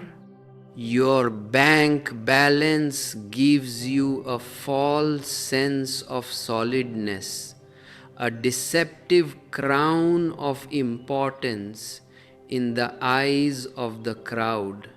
But as I have told you before, you cannot possess anything in this world in reality. Things belong to the earth. They were here before you came, and they will be here after you are gone. Your possession is nothing but a dream, a psychological mirage. When you spend your whole life digging for gold, removing mountains of earth just to find a few pieces of metal, you are completely wasting your life energy. You are filling your house with furniture while your inner house remains totally empty, hollow, and dead. You become a heavy thing, heavily burdened by your possessions, unable to move into the vertical dimension of freedom because you are too afraid of losing your security. The third net is the defilement of the sanctuary, the profanation of the temple. The ancient text states that the people profane the temple because they do not observe the proper distinctions between clean and unclean, holy and profane, in accordance with the law. They enter the house of worship while defiled, and they make their offerings with unpurified hands. Let us understand what the sanctuary really means. For the sanctuary is not a building made of stones in Jerusalem. Your own being is the sanctuary. Your own consciousness is the temple of God. When you enter into your inner house with an unpurified mind, full of desires, full of anger, full of ambitions and hidden hatreds, you are defiling the sanctuary. Your prayers are false. Your worship is just a mechanical show, an empty gesture performed to impress the crowd or to appease your own guilt. You bring the noise and the dirt of the marketplace into the Holy of Holies, and then you wonder why you cannot hear the silent voice of the divine. You are wearing your psychological earplugs even while you are kneeling before the altar, completely blind to the luminous reality that encompasses you. If you feel this ancient, uncensored truth cutting through the layers of your conditioning like a sharp sword, let it become a living realization within your spirit today. Do not keep this stream of consciousness closed. Let it flow through you and around you. Share your profound insights in the comment section below. Let us know how your heart is responding to this holy chaos. If you feel a deep calling to become a vital collaborator in this work, to help us keep this flame burning so that it can illuminate the dark paths of a sleeping world, consider using the join button to enter our inner circle of support, or utilize the super thanks option to offer a gift of gratitude from your heart. For those who wish to study these unrefined fragments of wisdom even more deeply, our e-books are available, preserving the sacred essence of these discourses for your daily contemplation. Your participation is not a mere material transaction. It is a conscious sharing of energy with the whole, helping to carry this light to all the other weary travelers who are groping for the path in the dark wastes of modern anxiety. The master of the Damascus document presents a series of Sabbath laws that appear shockingly strict, almost absurdly rigid to the modern rational mind.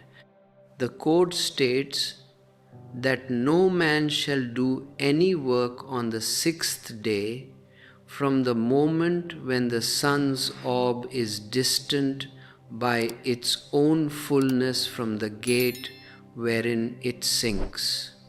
On the day of the Sabbath, no man shall speak any vain or idle word. He shall make no loan to his companion, and he shall make no decision in matters of money and gain. He shall say nothing about work or labor to be done on the morrow, and he shall not walk in the field to do business. He shall not walk more than 1,000 cubits beyond his town, and he shall eat nothing except that which is already prepared. If he is on a journey and goes down to bathe, he shall drink where he stands, but he shall not draw water into a vessel. No man shall wear soiled garments, and no man shall chide his manservant or maidservant on the Sabbath. No man shall assist a beast to give birth on the Sabbath day, and if an animal should fall into a cistern or a pit, he shall not lift it out on the Sabbath. Nay, the code goes so far as to state that if a living man falls into a place of water or fire, no one should take him out with the aid of a ladder or a rope or any such utensil, if it violates the absolute rest of the day. To the Aristotelian mind, to the modern humanist, this looks like the absolute peak of religious fanaticism, a cold, cruel, heartless legalism that prefers a rule to a living human life. They will ask how a spiritual path can forbid a man from saving his fellow from a well or helping an animal out of a pit. But they are looking only at the surface, at the dead bones of the law. They do not know the hidden harmony, the profound technique of absolute friction that is at work here. These rules were not created to make you cruel or heartless. They were created to smash your mechanical way of functioning completely. You are an automaton. You move through your life driven by a blind, reactive mechanism. When an animal falls into a pit, or when a man falls into the water, your immediate reaction to run and help is not necessarily an act of conscious compassion. It is often just a mechanical impulse, a reactive movement of the mind performed without any presence, without any true awareness of the self. The strictness of the Sabbath was a method to completely suspend the horizontal line of action. It was in order to stop all doing, to freeze all movement in space and time, to enter into an absolute state of zazen, where nothing is allowed to disturb your inner stillness. When you are forbidden to walk more than 1,000 cubits, when you are forbidden to open a sealed vessel, when you are forbidden to even speak of the morrow, your mind is put into a state of total unemployment. It has nothing to do nowhere to go, no business to discuss, no future to plan. The whole mechanism of the ego is caught in a tight, unyielding net of discipline. You are forced to look directly at your own inner restlessness, your constant urge to do something, to achieve something, to interfere with the natural flow of things. Through this absolute suspension of action, you are thrown back into your own vertical depth. You become aware of the sheer isness of the moment, the sacred silence that abides when the human machine is completely turned off. This is what Jesus meant when he said, "The Sabbath was created for man, not man for the Sabbath." The law is needed only as a jumping board to reach love. The discipline is needed only to make you aware of your own indiscipline, your own chronic sleep. But the human mind is so cunning that it takes the discipline and makes an obsession out of it. It takes the rule and completely forgets the spirit. It clings to the dead letter and uses it to feed its own egoistic pride. This is what I call mechanical religiosity, and it is the most dangerous disease of the soul because it makes you feel that you are righteous while you are still fast asleep. Jesus says, "If you fast, you will beget sin for yourselves, and if you pray, you will be condemned, and if you give alms, you will do evil to your spirits." Listen to this strange, beautiful saying. It goes against everything that you have been taught in your churches and temples. The priests have always been telling you to fast, to pray, to give alms, because they say these are the ways to achieve virtue. These are the paths to reach heaven. But Jesus says they are sins. They lead to your condemnation. They do evil to your spirits. Why? Because as you are fast asleep, deeply unconscious, whatsoever you do is bound to be wrong.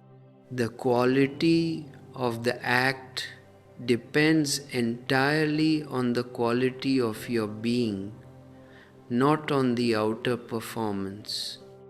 If your being is false, if your center is absent, then even your fasting, your praying, your almsgiving will be false, a complete abomination before the divine.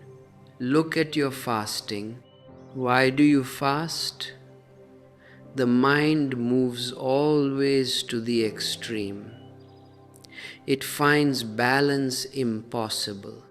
A person who is too obsessed with food, who has been overeating and stuffing himself for years, can fast easily because that is just the opposite extreme of the same neurosis. He moves from one end of the pendulum to the other. One day he is eating like a glutton, the next day he is fasting like a saint. But in both cases he is obsessed with food. When you are fasting, your mind is constantly thinking about food, counting the hours, waiting for the fast to end. Your fasting is nothing but a meat eating directed against your own body. You are simply consuming your own personal fat. It is a sort of violence, a slow suicide performed to feed your own egoistic pride, so that you can go to the marketplace and show everyone how holy you are, how much control you have over your flesh. This fasting is a sin. It begets sin for yourself because it takes you further away from the golden mean of balance, which is the only place where God abides. And look at your prayer. Your prayer is nothing but begging. You go to the temple or to the church because you are afraid, because you want something from God. You carry a long list of desires, complaints, and demands. And you use prayer as a means to achieve an end. You say to God, "Fulfill my desires, give me wealth, protect my family, make my business successful, and in return I will worship you, I will sing your praises." This is not prayer. This is a bargain, a marketplace transaction. You are trying to manipulate the divine, trying to use the whole as an instrument for the part. And if your desires are not fulfilled, you drop the prayer immediately. You say it is useless. True prayer can never be a means to an end. True prayer is an end in itself. It is a deep, overflowing gratitude, a silent thankfulness for the sheer sweetness of life, for the gift of being alive, conscious, and breathing. It asks for nothing, it demands nothing, it has no ego in it. It is a simple let go, a melting of the drop into the ocean. But your prayer comes out of your head. It is a learned routine, and therefore it leads to your condemnation. It keeps you trapped in your own falsity. And look at your almsgiving, your charity. Why do you give? To help the poor beggar? No, you give to feed your own ego. When a beggar approaches you in a lonely street where nobody is watching, you say, "Go away." Your ego is not at stake. There is no audience to see your generosity. But when you are with your friends, or when you are in the market where many eyes are looking at you, you take out your coin and give it to the beggar with a very majestic, pious face. You are not giving to the beggar. You are purchasing respectability in the eyes of the crowd. You are using the misery of the poor man to build a golden throne for your own ego. You feel superior, higher, holier than the beggar, and you expect him to be grateful to you, to look up to you as a god. Jesus says, "You will do evil to your spirits if you give alms in this way, because you are strengthening the very disease that is killing you, your pride, your separate identity." If you feel this deep inner deconstruction of your false virtues, shattering the foundation of your respectability, Let it throw you into a state of deep, innocent humility. Do not try to repair your image. Let it fall completely. Share your authentic reflection in the comments section below. Let us connect through our common emptiness. If you wish to support this container of uncensored wisdom, to help us carry this light to all the other weary souls who are trapped in the mechanical cages of institutional religion, consider clicking the join button to enter our inner circle, or use the super thanks option to offer a gift of gratitude from your heart. Our ebooks are also available for your deep study, preserving the unrefined vertical essence of these discourses.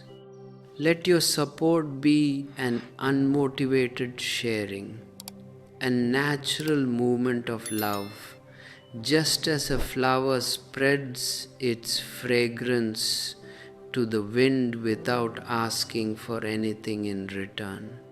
The whole problem with humanity is that you have turned religion into an external morality, a neat system of acts on the circumference, while your being remains untouched, unhealed, completely off-center. The master of the Damascus document tells his disciples to walk in accordance with the last interpretation of the law, but he also reminds them that the law is a well of living waters, and whoever spurns it shall not live. What is this well of living waters?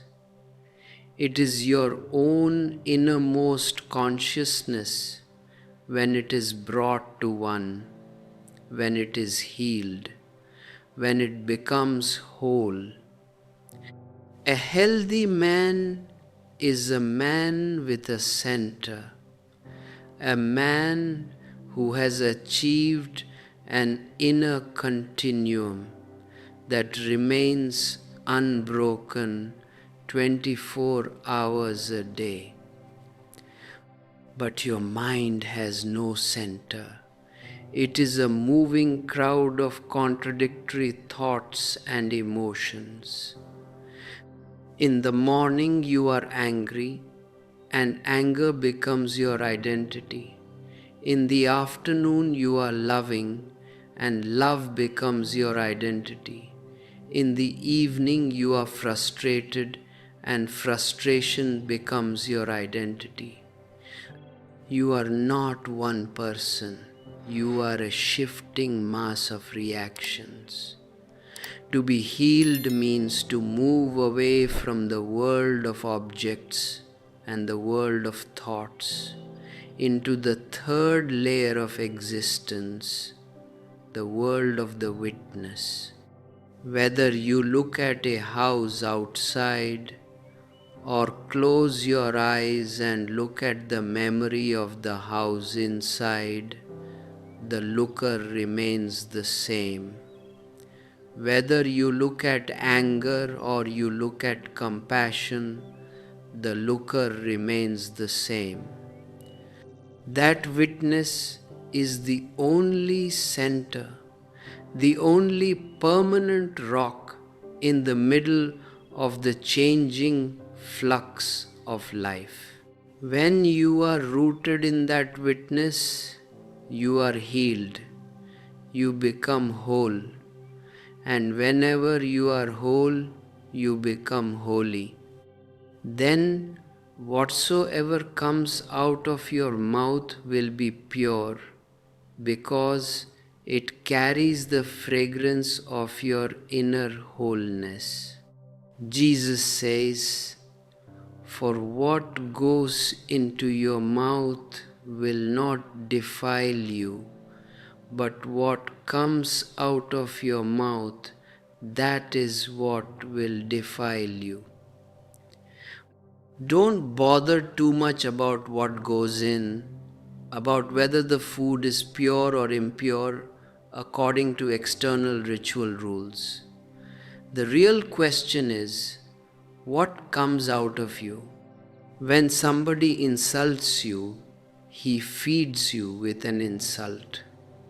That goes into you, it cannot defile your soul, because your inner purity is absolute, untouchable.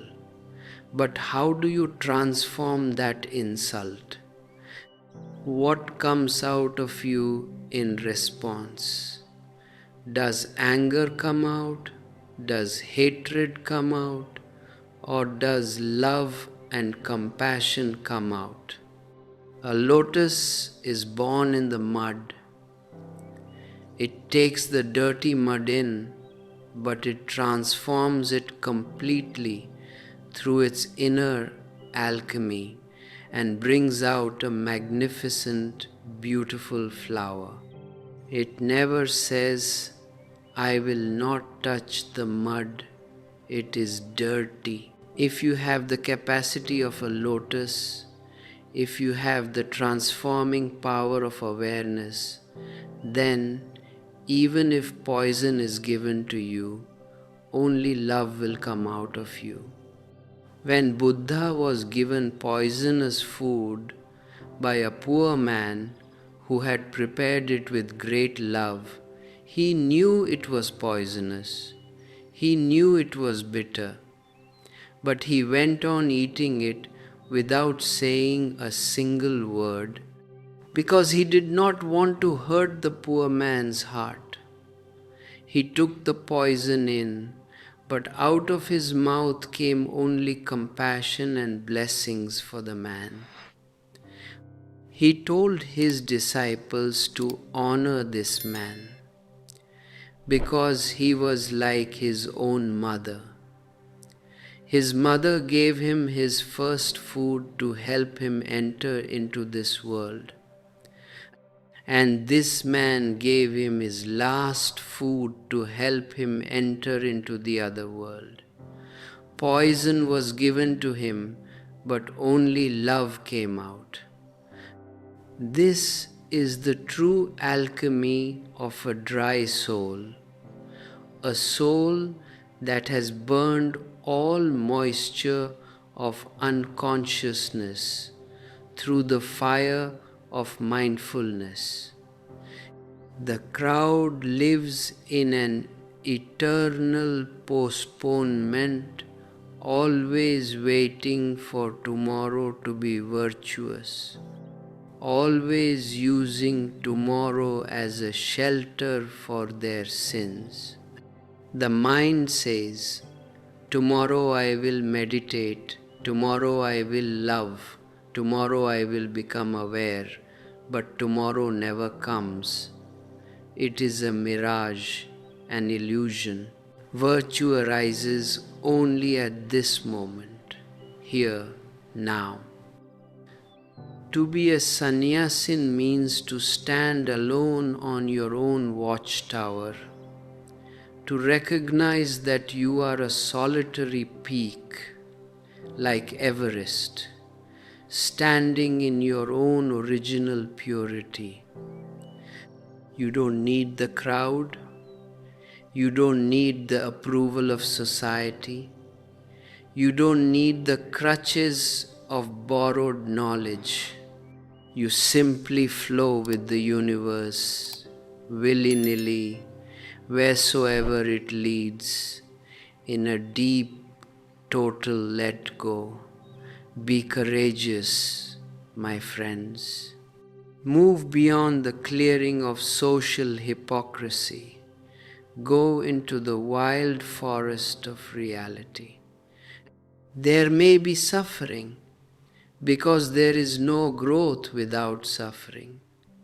There may be a cross, a deep inner crucifixion, but without it there is no maturity, no resurrection. Let your old mechanical record be completely broken today. Let the hand of the Master put your pot right side up so that the eternal grace can fill your emptiness. Do not fall asleep again.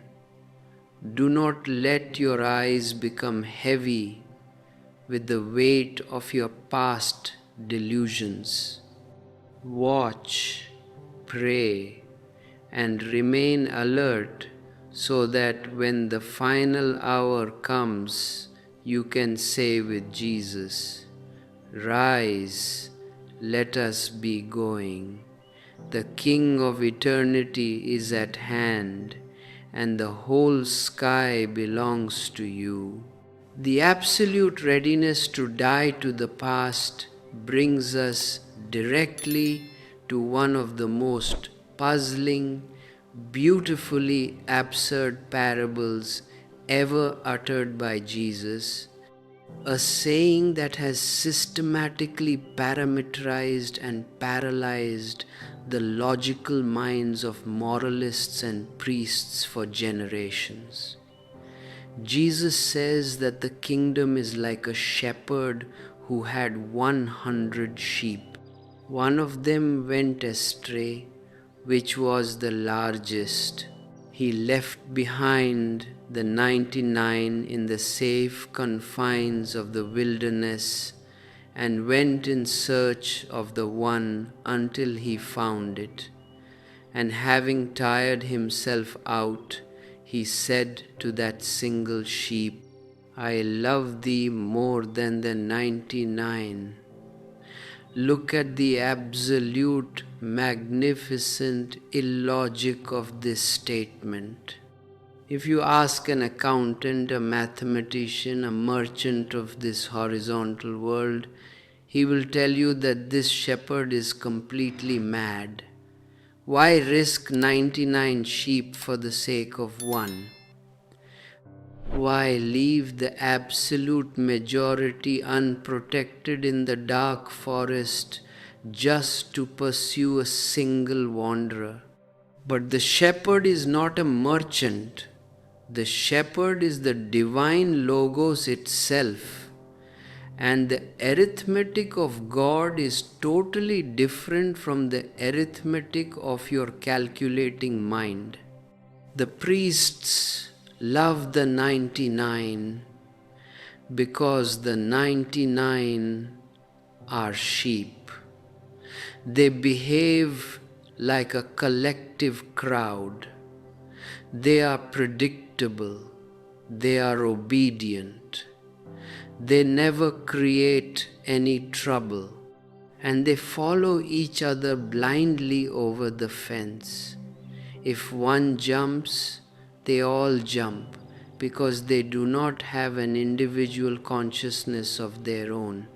They are just numbers, digits in a social register. But the one that goes astray is the largest, which in the ancient language of the shepherds means the best, the strongest, the most powerful. Only the best sheep has the courage to leave the fold.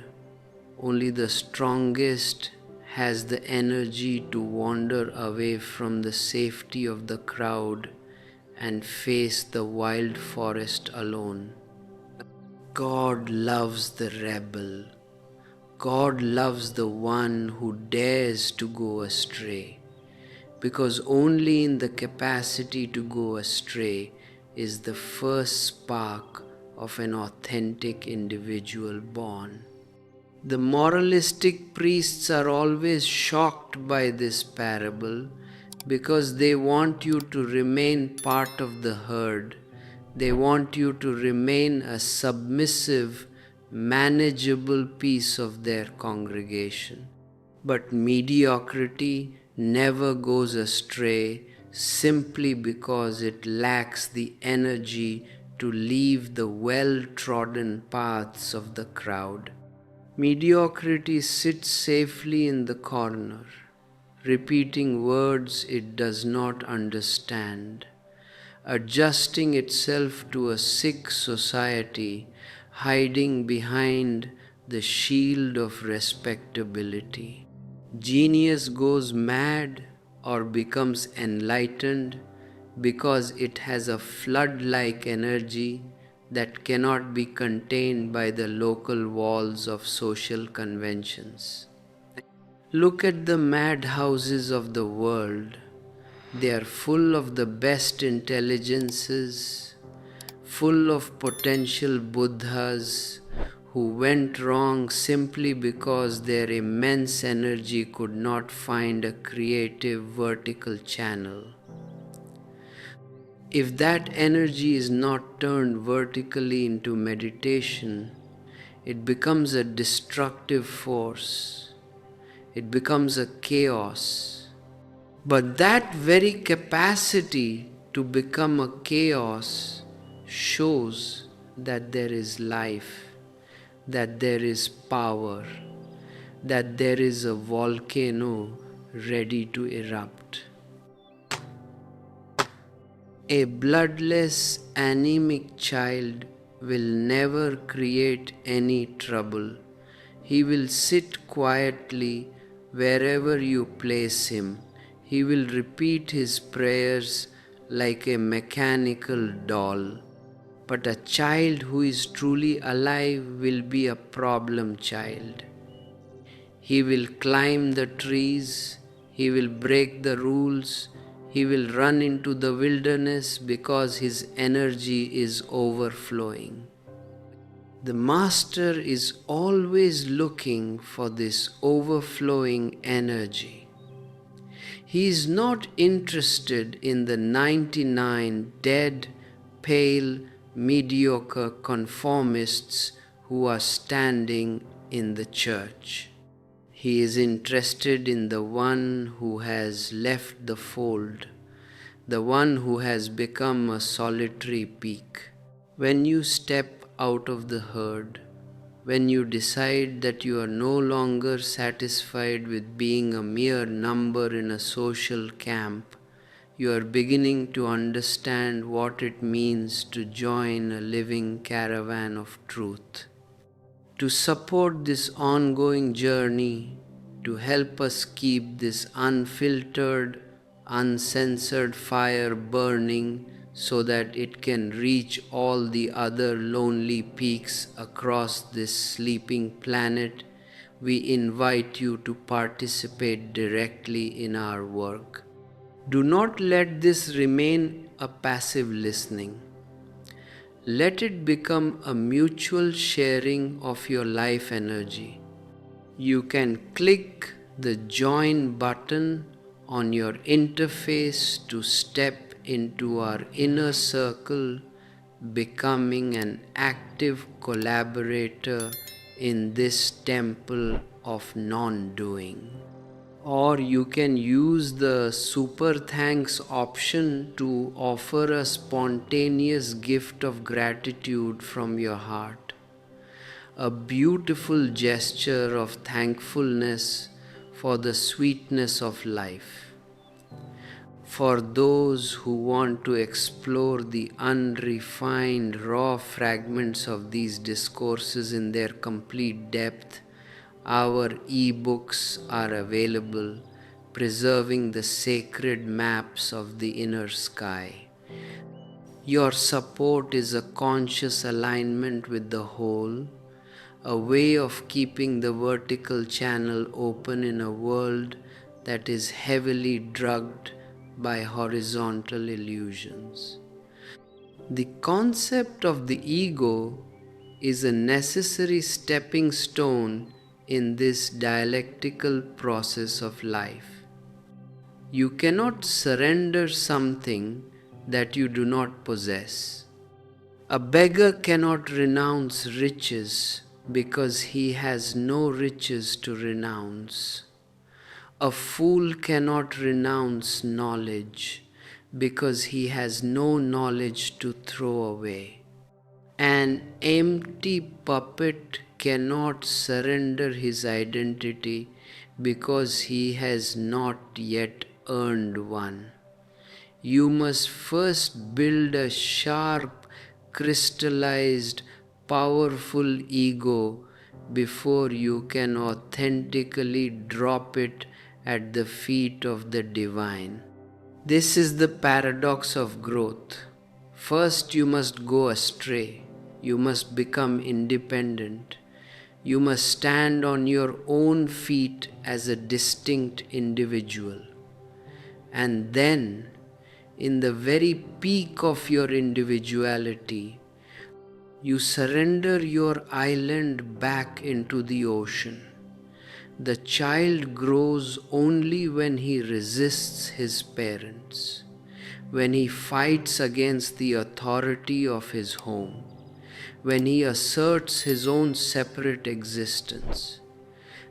If he goes on clinging to his mother, if he goes on following his father blindly, he will never become a man in his own right. He will remain a psychological cripple. He has to go astray. This is how life is meant to be. He has to become independent, and there is pain in becoming independent. There is friction. There is a deep inner war, but that war makes you strong. It crystallizes your being. It gives you a sword-like clarity.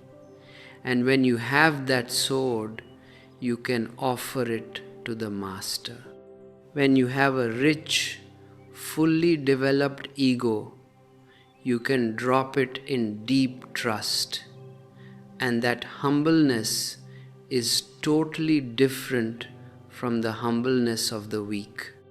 The humbleness of the weak is just a mask of their helplessness. The humbleness of the strong is the ultimate luxury of a king who throws away his crown because he has realized that the true kingdom is within. The transformation of the largest sheep happens in a single moment of presence, because the energy is already there, fully packed, fully crystallized.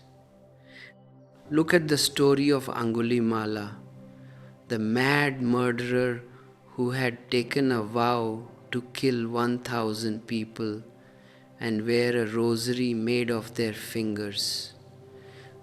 He had killed 999 people. The whole country was terrified of him, and even kings and generals were shaking in fear. But Buddha walked directly into his forest. The people begged Buddha not to go, but Buddha said, "If I do not go, then who will go?"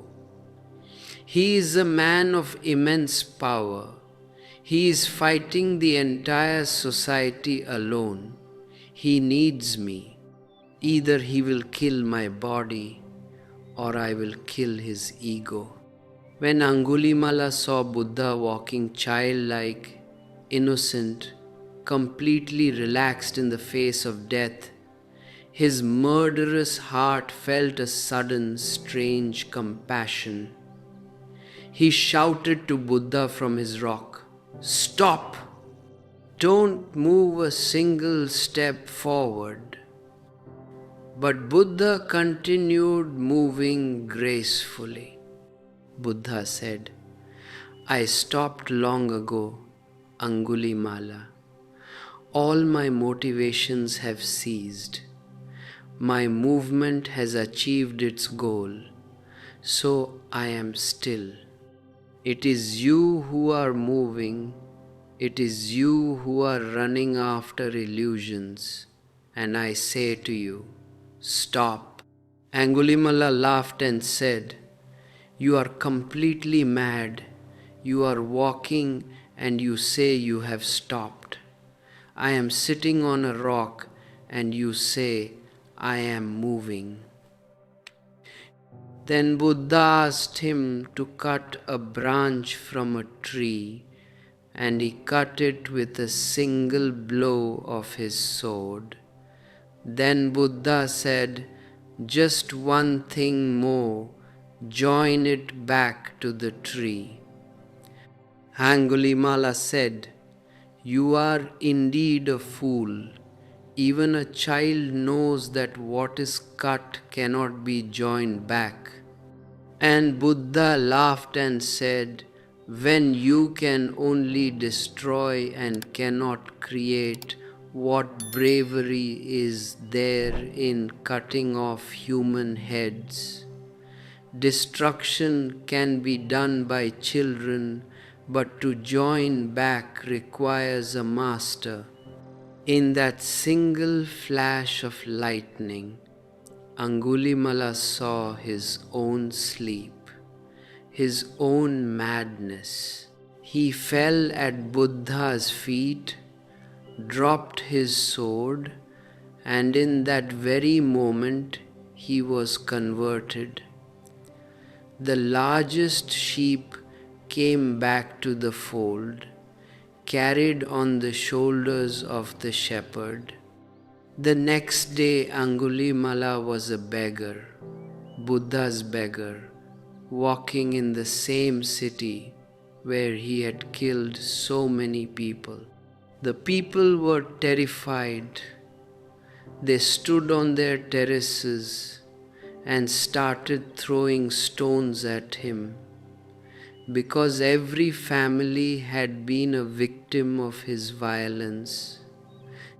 Angulimala fell down on the street, blood flowing from all over his body, covered with wounds. Buddha came near him and asked, "Angulimala, how are you feeling?" Angulimala opened his eyes and smiled and said, "I am so grateful to you. They can kill this body, but they cannot touch me. This is exactly what I was doing my whole life to others, and I never realized that the body is just a shell."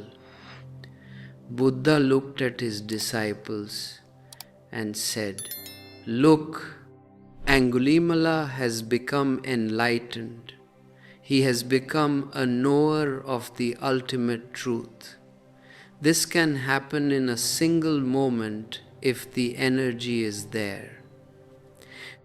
If you are a lukewarm conformist, it will take millions of lives, and even then nothing is certain because you don't have enough fire to evaporate. But if you are a total sinner, full of vital, overflowing energy, your conversion can happen in a split second. The master is always waiting for the largest sheep, because when the largest sheep turns, the whole current of its life energy moves vertically with such a force that the past is washed away in an instant. Look at the story of Valmiki, who was a dacoit, a highway robber, murdering people to feed his family. One day, a great sage passed through his forest, and Valmiki caught him to rob him. The sage said, "I have nothing but an inner treasure. You can steal it if you know how.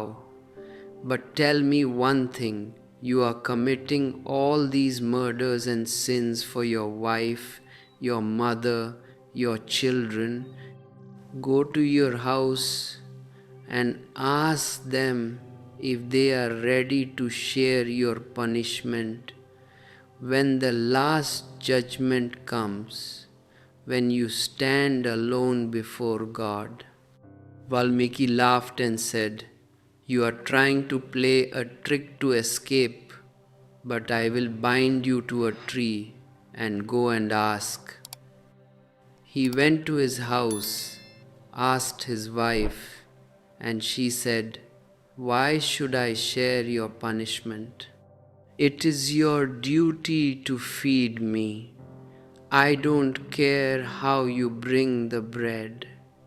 He asked his mother, and she said, I am your mother. You must support me. But your sins are your own individual responsibility. For the first time in his life, Valmiki was shocked into awareness. He realized his absolute, total aloneness.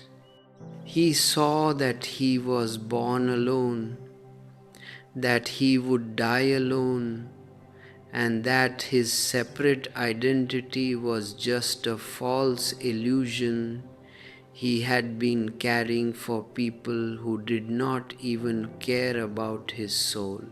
He ran back to the forest, fell at the feet of the sage, and said, Now teach me how to rob the inner, for I am finished with the outer business completely. In a single second, the decode was transformed into a rishi, a seer who compiled the ultimate poetry of reality. This is the miracle of the largest sheep. It leaves the fold, it goes into the deep wilderness of its own aloneness, and there it is found by the divine. But to understand this, you must understand that the divine is a total synthesis of all contradictions. God is day and night, winter and summer, war and peace, satiety and want. Your rational human mind wants a clear-cut, one-sided God who is only light, only peace, only good. But such a God would be completely dead, an artificial plastic flower that has no aliveness, no passion, no intensity in it. How can light exist without darkness? How can summer exist without winter? They are not enemies. They are the two banks of the single river of life, the hidden harmony that supports the entire cosmos. If you try to choose one side and deny the other, you are creating a violent rift within your own being. You become a moralist on the surface, but deep down the inconsistencies are boiling. The nature of day and night is one. The way up and the way down are one and the same. Even sleepers are workers and collaborators in what goes on in the universe. Because in the great circle of eternity, the beginning and the end are common. Our neat, civilized moralities fail to comprehend the immense, untamed reality of the cosmos, because we are always looking through our narrow psychological earplugs. We want to improve upon nature. We want to draw clear-cut lines of demarcation where no lines exist. We say, this is life and that is death. This is holy and that is unholy. But if you look deeply into the nature of things, you will see that they melt into each other continuously. Where does the hill end and where does the valley begin? They are one. Where does your health end and where does your illness begin? they are one. Life is a continuous rotating wheel of fire, kindling itself by regular measures and going out by regular measures. If you can look at this wheel without choice, without liking or disliking, you will suddenly find yourself in the center, transcending all dualities. The whole history of mankind is a history of choice, and that's why it is a history of misery, of war, of total madness. We have chosen the male energy and denied the female.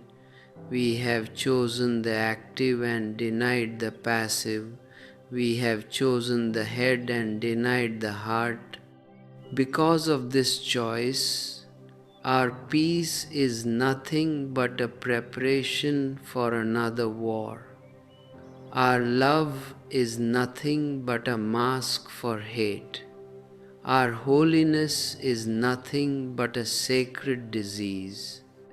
If you want to be cured of this disease, you must be willing to look at the uncensored, raw truth of your own being. You must be ready to throw away your textbooks, your dogmas, your commentaries, and read the book of your own life directly. Our ebooks are created precisely for this purpose, to help you read the unfiltered vertical maps of primitive wisdom, to guide your steps back to the original source where no divisions exist. Do not settle for a comfortable description of the ocean. Take the jump and drown yourself in it.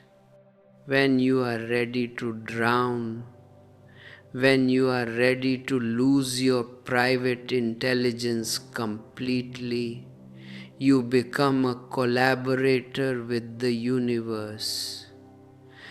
You no longer move with motivations. You no longer run after goals and achievements. You simply exist here and now in a deep, total celebration. You become like a child again, but this second childhood is infinitely rich because it contains all the seasoning of experience, all the maturity of having passed through the fires of life. You look at the universe with completely open eyes and you see that everything is holy, that every place is sacred, that there is no place on this earth free from the presence of God. Even when you are warming yourself by the cooking fire, even when you are eating your ordinary bread, even when you are sitting in the middle of the dark wilderness, you can smile and say, "Here too are the gods, for the rock of your steps is the truth of God, and His might is the support of your right hand. You are the kingdom of heaven, you are the seed of the ultimate, and the whole sky belongs to you the very moment you are ready to disappear." This inner alignment with the vertical reality requires that we look even more closely at the extraordinary declarations preserved in the Damascus document, where the ancient master speaks of a well dug by the princes of the people with the stave. The text states that the well is the law, and those who dug it are the converts of Israel who went out of the land of Judah to sojourn in the land of Damascus. And the stave, the staff with which they dug, is the interpreter of the law, who ordained that they should walk in accordance with the true statutes throughout the entire age of wickedness. Look at the magnificent depth of this metaphor. The crowd always builds reservoirs. It builds cisterns of dead, stagnant water, which are nothing but accumulated traditions, formal moralities, and theological dogmas borrowed from the past. These reservoirs are secure, they are fixed, but the water within them soon goes stale, becomes foul, and turns into a breeding ground for the diseases of the soul. But a master does not build a reservoir. A master digs a well. A well is connected directly to the underground springs of existence.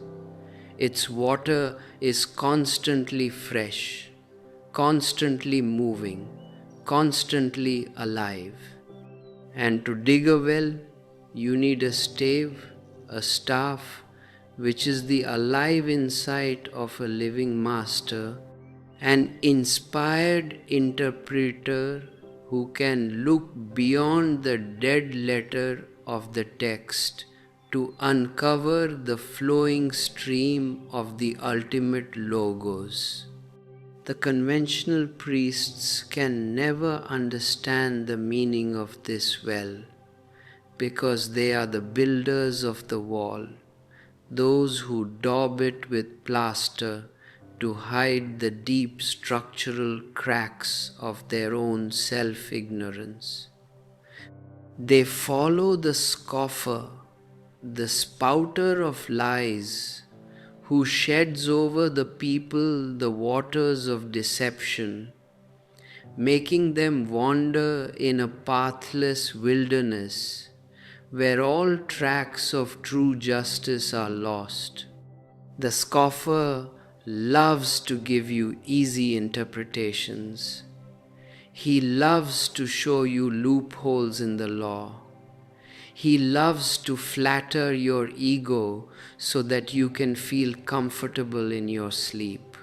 He tells you that your respectable lifestyle is perfectly virtuous, that your social success is a sign of divine favor, and that your superficial conformity to the rules of the church or the temple is more than enough to gain salvation. This spouter of lies is not an external historical figure. He is the voice of your own rationalizing mind. Your mind is a continuous spouter of deceptions, always finding excuses to keep you away from the hazardous terrain of self-encounter, always decorating your inner prison so that you don't feel the terrifying weight of your own emptiness. When you begin to sense this deep inner deception, when you realize that your whole life has been a pathless wilderness built on the waters of lies, a profound longing arises within you to find the true well of living waters. To support this search, to help us keep this unfiltered vertical stream flowing so that it can reach all the other lonely travelers across the globe, we invite you to participate directly in our work. Do not let your presence remain just a passive listening. Let it become a creative sharing. You can click the join button on your screen to step into our inner circle, becoming an active collaborator in this sanctuary of non-doing, or you can utilize the super thanks option to offer a spontaneous gift of gratitude from your heart. For those who want to study the unrefined, raw fragments of ancient wisdom in their complete depth, our e-books are available, preserving the sacred architecture of these discourses.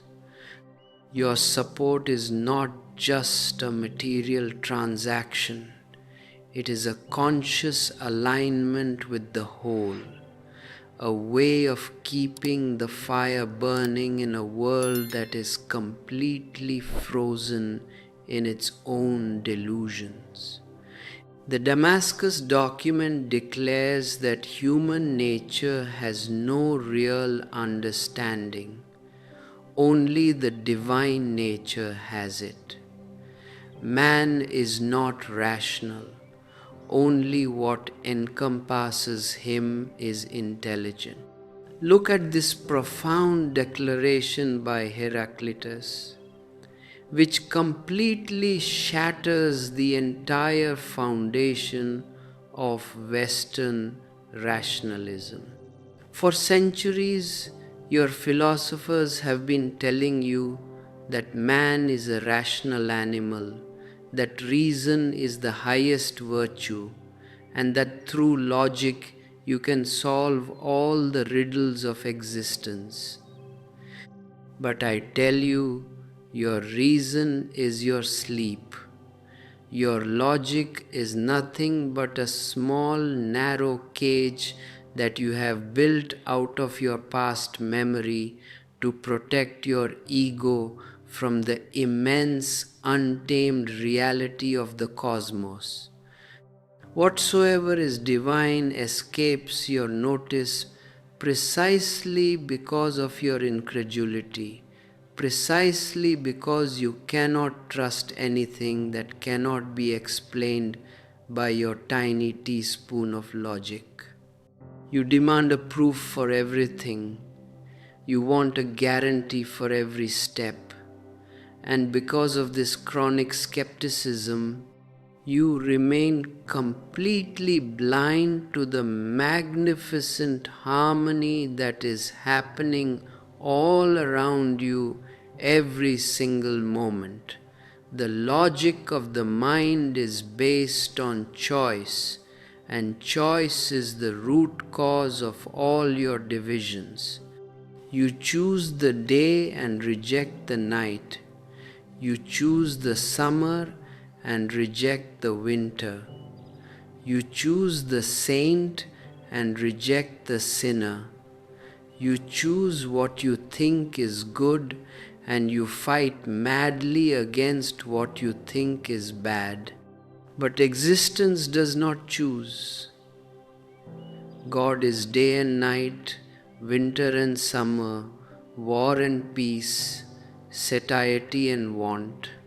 In the ultimate Logos, all these opposites are joined together in an eternal, rotating wheel of fire. When you choose one side, you have cut the reality into two halves, and a half-truth is always a lie. It cannot nourish your soul. It is as if you want to have a tree that only goes upwards into the sky, but you reject the roots that go downwards into the dark earth because you think the dark earth is ugly and opposite to the bright sky. But if you cut the roots, the tree will die immediately. The roots and the branches are not two separate things.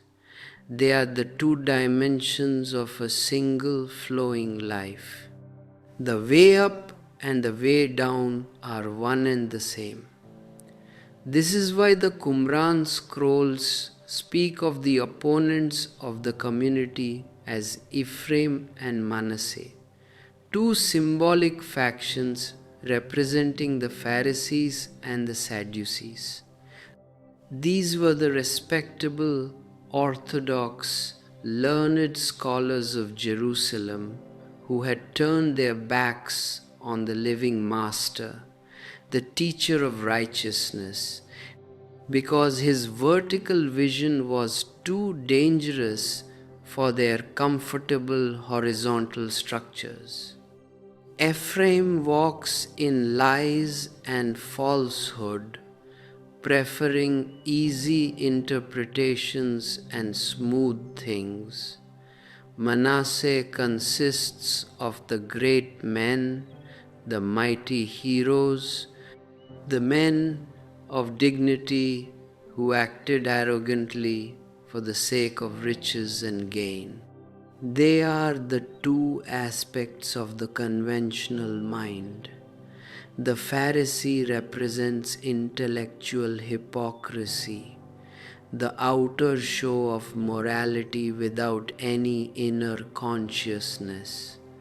The Sadducee represents material possessiveness, the accumulation of wealth and power to protect the separate identity.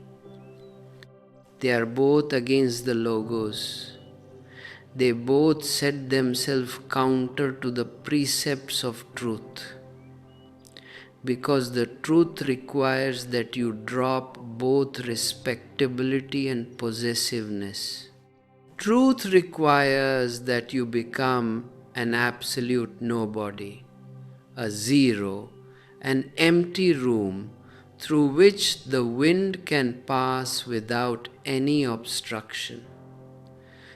But you are always afraid to become a nobody, because your entire education, your entire culture, your whole civilization is a training in how to become somebody special, how to achieve an extraordinary status in the eyes of the crowd. You want to be first in the class, you want to win gold medals, you want to amass more wealth than your neighbors, you want to sit on a high throne of power and prestige. And even when you come to the path of religion, the same horizontal ambition continues inside your mind. You want to become a great saint, you want to achieve the highest satori, you want to possess the final enlightenment so that you can show the world how holy you are. I tell you, this desire for greatness is the sacred disease. It is the ultimate trick of Belial to keep you trapped on the horizontal plane of sleep.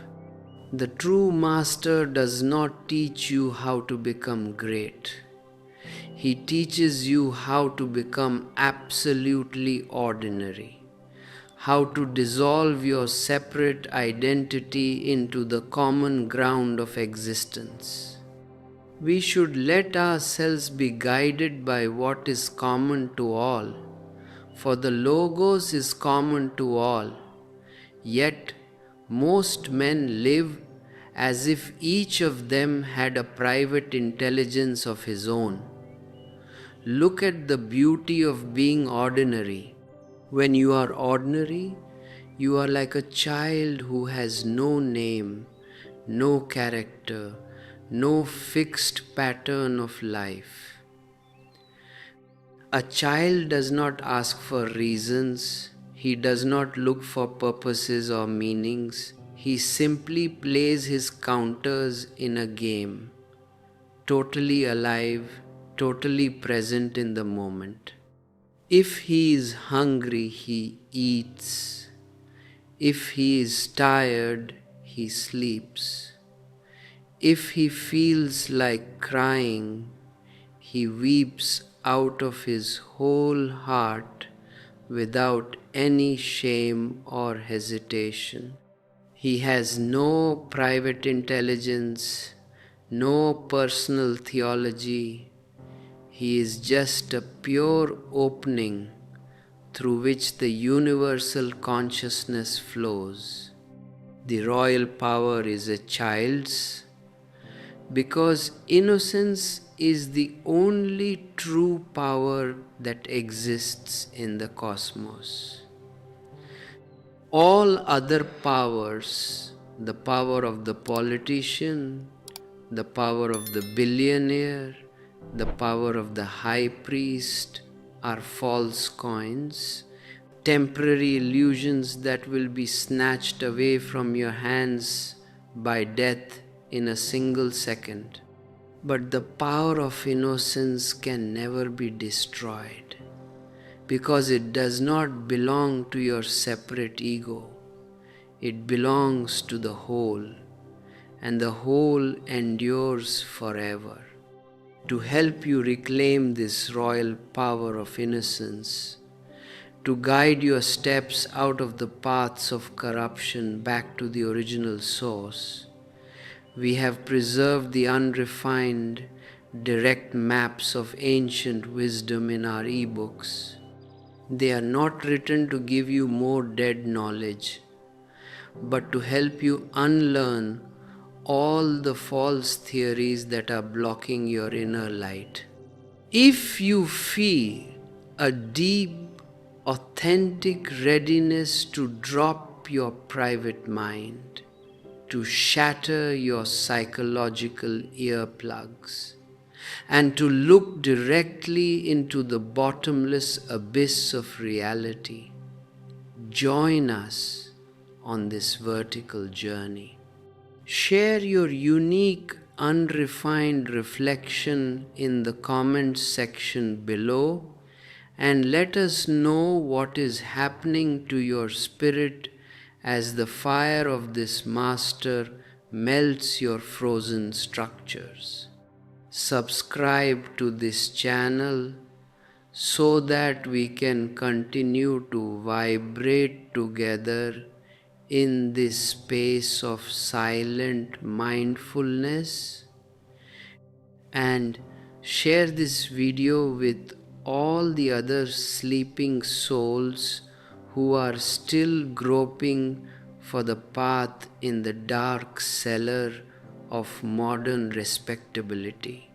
Your participation is a vital movement of love, a beautiful way of letting the river of truth flow into all the hidden corners of the earth. The ancient master of Damascus states that none of those brought into the covenant shall enter the temple to light his altar in vain. For God said, "Who among you will bar its door so that you do not kindle my altar in vain?" This is a tremendous, revolutionary statement. The Master is saying that all your external sacrifices, all your beautiful rituals, all your formal prayers are absolutely in vain if your heart is not in a state of perfect holiness. If your life has not been cleansed from the defilement of the separate ego, you go to the church, you go to the temple, you repeat the ancient words, but your mind is still chattering about your business, your wealth, your enemies, your desires. You are lighting the altar in vain, and your sacrifice is nothing but an abomination before the divine. The true altar is your own heart, and the only sacrifice that is acceptable to God is the sacrifice of your own separate identity. You must be willing to become a zero, an absolute nothingness, so that the divine can be enthroned within you. This is the meaning of the great final choice that Jesus presents to his disciples on that last night in the Garden of Gethsemane. He took with him Peter and the two sons of Zebedee and began to be sorrowful and very heavy. He looked at them and said, "My soul is exceeding sorrowful even unto death. Tarry ye here and watch with me." He was asking them for a single hour of total presence, a single hour of silent, unmoving mindfulness, while he went a little farther to pray to the Father. But when he came back, he found them fast asleep, for their eyes were heavy. He awakened Peter and said, "What, could ye not watch with me 1 hour? Watch and pray that ye enter not into temptation. The spirit indeed is willing, but the flesh is weak." 3 times he went to pray, and 3 times he came back, and every single time his closest disciples were snoring, completely oblivious to the tremendous cosmic event that was unfolding right before their eyes. They missed the opportunity because they were too addicted to their own physical comfort, too heavy with the moisture of their own unconsciousness. They could not remain alert even for 1 single hour with the living Master. And this is exactly what you are doing every single day of your life. The Master is present. The universe is ready to pour its infinite grace into your emptiness. The vertical channel is open, and you are heavy with sleep, dreaming your private dreams of success, of security, of tomorrow. You are lighting your altar in vain because you are not present there. You are always somewhere else, always absent from the only moment that exists, the here and the now. When Jesus came back the 3rd time and saw them fast asleep, he did not wake them again. His compassion was infinite. He simply looked at them and said, "Sleep on now and take your rest. Behold, the hour is at hand, and the Son of Man is betrayed into the hands of sinners. Rise, let us be going. Behold, he is at hand that doth betray me." He walked directly towards the crowd that was approaching with swords and staves, led by his own disciple, Judas. He went to meet his crucifixion with an open, surrendered heart, because he knew that through the absolute death of the flesh comes the eternal resurrection of the spirit. He failed as a worldly revolutionary, but he succeeded as an ultimate rebel of consciousness, leaving no footprints in history, but becoming the very axis of eternity. If you are ready to stop lighting your altar in vain, if you are ready to drop your private mind and enter into the common flowing stream of the Logos, do not wait for another day. Do not wait for another life. Every moment is the right moment to awaken. Every moment is a fresh departure into the unknown. Stand firm on your watchtower. Look directly into your own inner darkness without any fear or guilt, and let the fire of awareness melt your frozen structures completely. Drop the false identity of your character. Drop the heavy burden of your respectability and become like a little child again, playing your counters in the great purposeless game of God. The whole sky belongs to you, my friends. Just open your doors, let go of your limitations, and let the living waters of the well fill your emptiness to the very brim. This approach of the crowd with swords and staves into the silent, fragrant night of Gethsemane is nothing but the primitive, aggressive reaction of the horizontal mind when it is forced to confront the pure, unconditioned vertical reality. Why do they need swords against a completely unarmed man who has been teaching openly in the temple every single day? It is because their swords are not meant to fight an external enemy.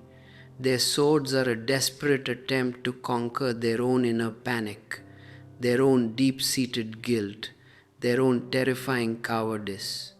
The priests and the politicians know that to look directly into the eyes of a master is to see their own falsity mirrored with absolute, naked clarity.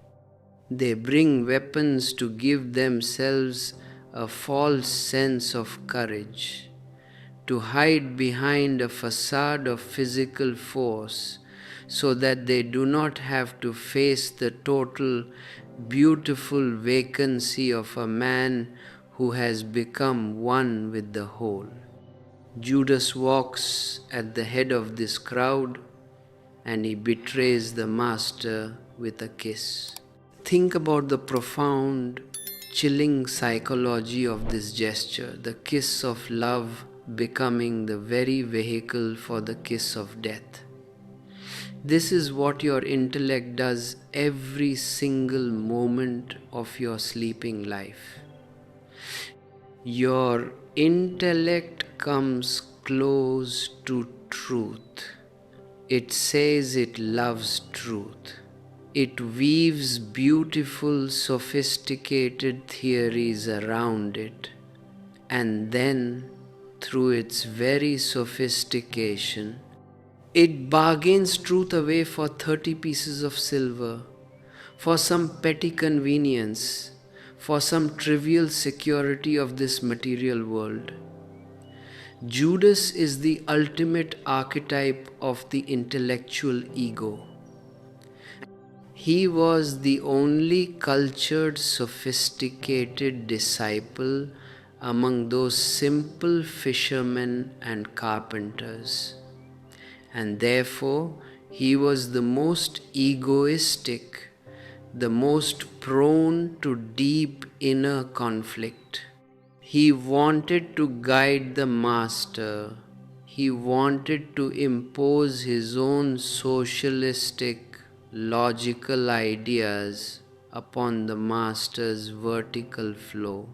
When Mary Magdalene poured her precious perfume on my feet, Judas looked at the material value and calculated the cost, completely blind to the immaterial flow of love that was happening right before his eyes.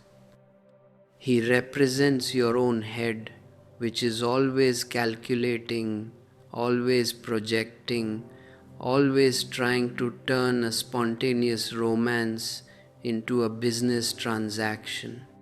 And when you live through the head, you are always a Judas on the way to your own self-destruction, because the head cannot love, it can only possess and destroy. It is only when you are ready to drop this calculating mechanism, when you are ready to let your separate identity fall completely, that you can understand what it means to be a true disciple. As we move deeper into this profound alchemical transformation of the soul, let this truth touch your innermost being. If you feel a deep resonance with these insights, if you feel that your private mind is being shattered by this stream of vertical consciousness, I invite you to share your unique reflection in the comment section below so that we can communicate depth to depth. Subscribe to this space of silent remembrance to keep your roots nourished by the ultimate logos, and share this video with all the other sleeping souls whom you care about. For those who feel an immense call to support this sanctuary of truth, to help us keep this uncensored, unrefined light burning for all the weary travelers across the globe, you can click the join button on your interface to become an active collaborator in our inner circle, or utilize the super thanks option to offer a spontaneous gift of gratitude from your heart. Our e-books are also available for your deep study, preserving the sacred maps of the inner sky. Let your participation be an unmotivated movement of love, a beautiful alignment with the eternal rhythm of the whole. The next morning, Jesus stood bound before Pontius Pilate, the Roman governor.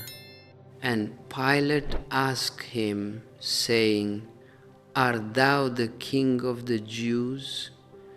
And Jesus gave a very strange, beautiful answer. He said unto him, "Thou sayest." He did not claim anything. He did not deny anything. He simply threw the responsibility back onto the questioner. But when he was accused by the chief priests and the elders, he answered nothing. He remained in an absolute, majestic silence. Then said Pilate unto him, "Hearest thou not how many things they witness against thee?" And he answered him never a word, insomuch that the governor marveled greatly. Why did the governor marvel so deeply at this silence? Because Pilate was a stranger, a foreigner who had seen thousands of criminals in his court, all arguing, all defending themselves, all trying to find loopholes in the law to save their own skins. Whenever you feel guilty, you defend.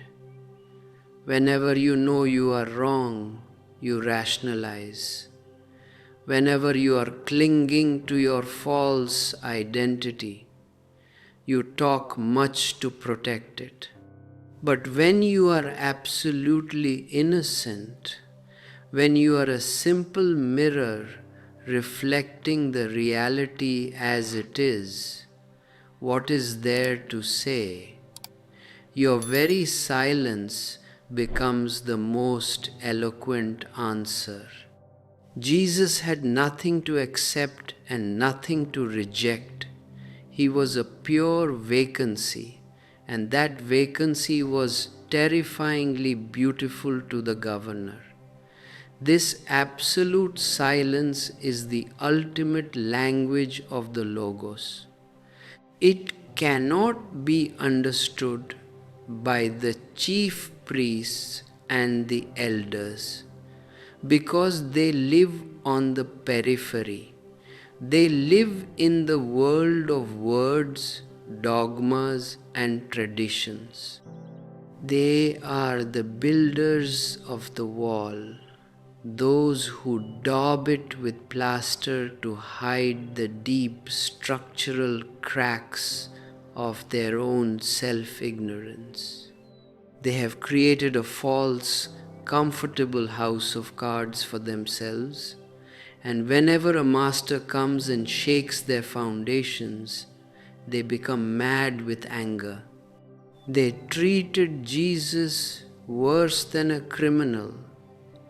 They demanded that Barabbas, a murderer, be released and that Jesus be crucified. Why? Because a criminal only breaks a single law. He does not challenge the structure itself. He knows he is wrong, he feels guilty, and by his very guilt, he acknowledges the authority of the law. But a master is dangerous. He does not break the law, he transcends it. He brings a higher law into the world, the law of love, the law of absolute freedom, and that higher law threatens the very survival of the establishment. They led him away to the place called Golgotha, and they placed him on the cross between two ordinary thieves. And about the 9th hour, when his physical body was completely broken, when the last drop of his earthly life was slipping away, Jesus cried out with a loud voice, saying, "Eli, Eli, lama sabachthani," that is to say, my God, why hast thou forsaken me?" For 20 centuries, the Christian theologians have been deeply embarrassed by this cry. They have spent millions of hours trying to explain it away because their logical, rational minds cannot tolerate the fact that the only begotten Son of God could cry in such agony, could feel so helpless, could seem to doubt the Father. They think he was failing the test, or that he was waiting for a magic trick that did not happen. But they are completely blind. This cry is not a sign of doubt. It is not a failure of trust. It is the ultimate, most beautiful validation of Jesus' fragile humanness. He was the Son of Man as much as the Son of God. He loved this earth, he loved his body, he loved the simple, ordinary reality of being alive, and at the moment of total dissolution, when your separate container is cracking open completely, when your tiny drop is about to fall into the vast, bottomless ocean of the divine, a tremendous shivering happens. You feel as if everything is being taken away from you. You feel an absolute, terrifying vacuum, and out of your depths comes a wild human scream. It is the human ego dying, the shell of the egg breaking, so that the bird can take wing into the infinite sky.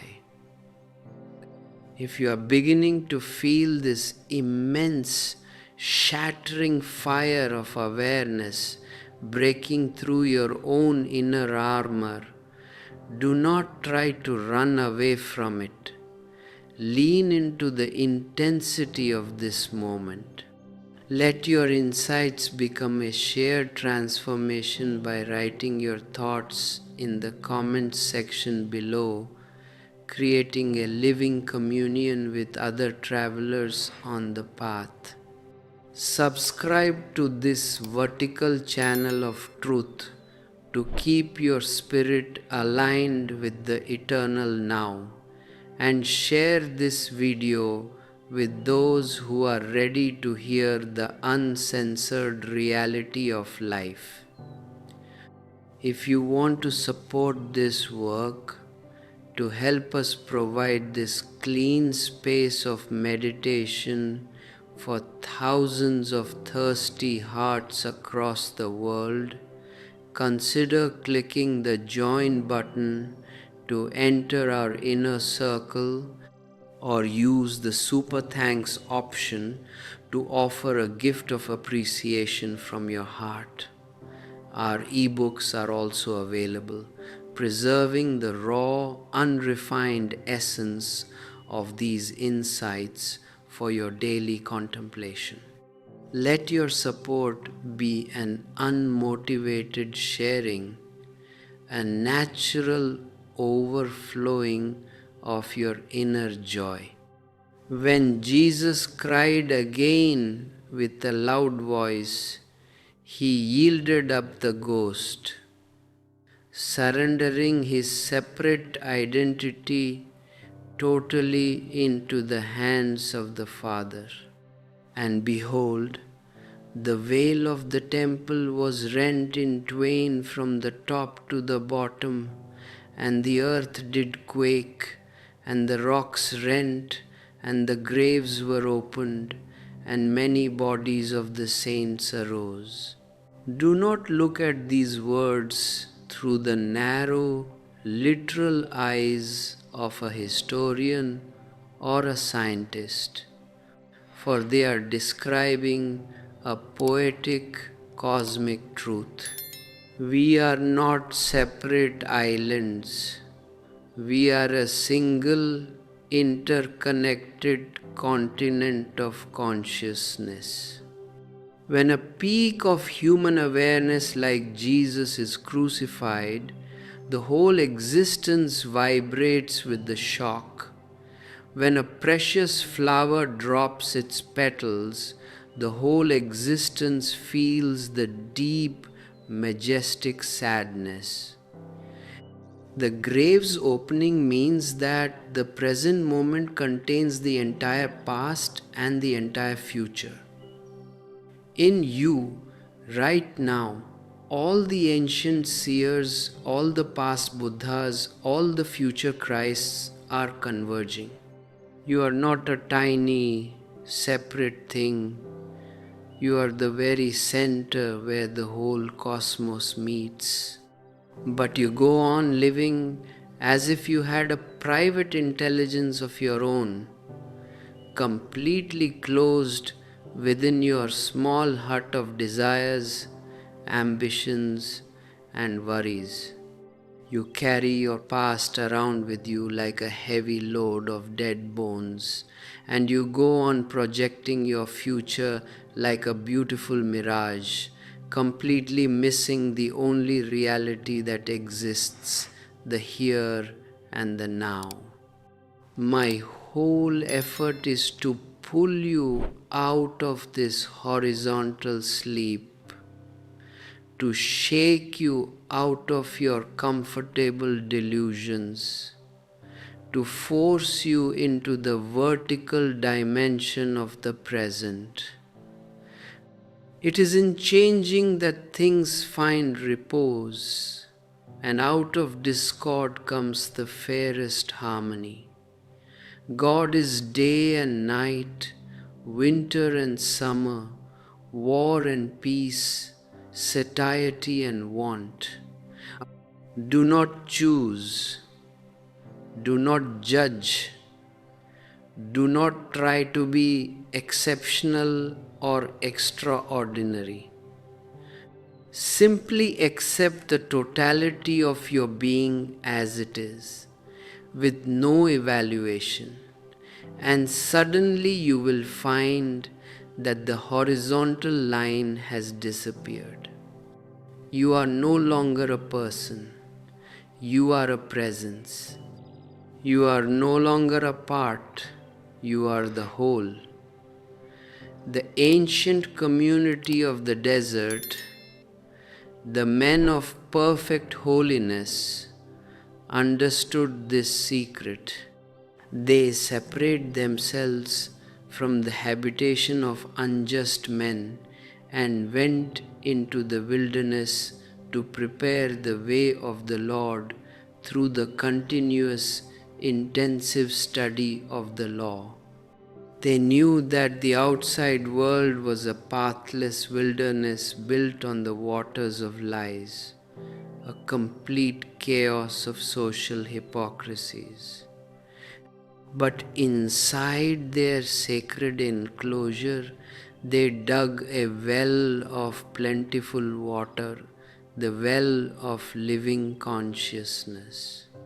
They sat in their ranks, their minds completely silent, their ears open to the common logos, their lives offered up as an agreeable sacrifice to atone for the sins of the land.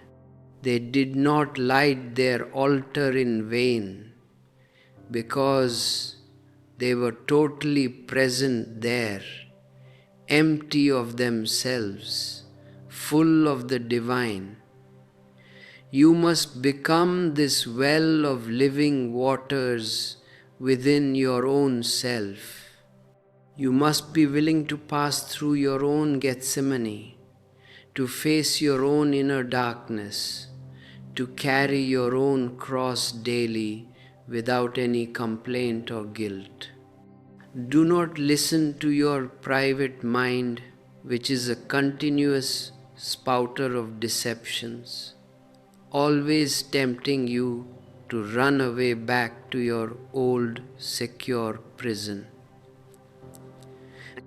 Be courageous, be daring, and take the vertical jump into the bottomless abyss of your own being.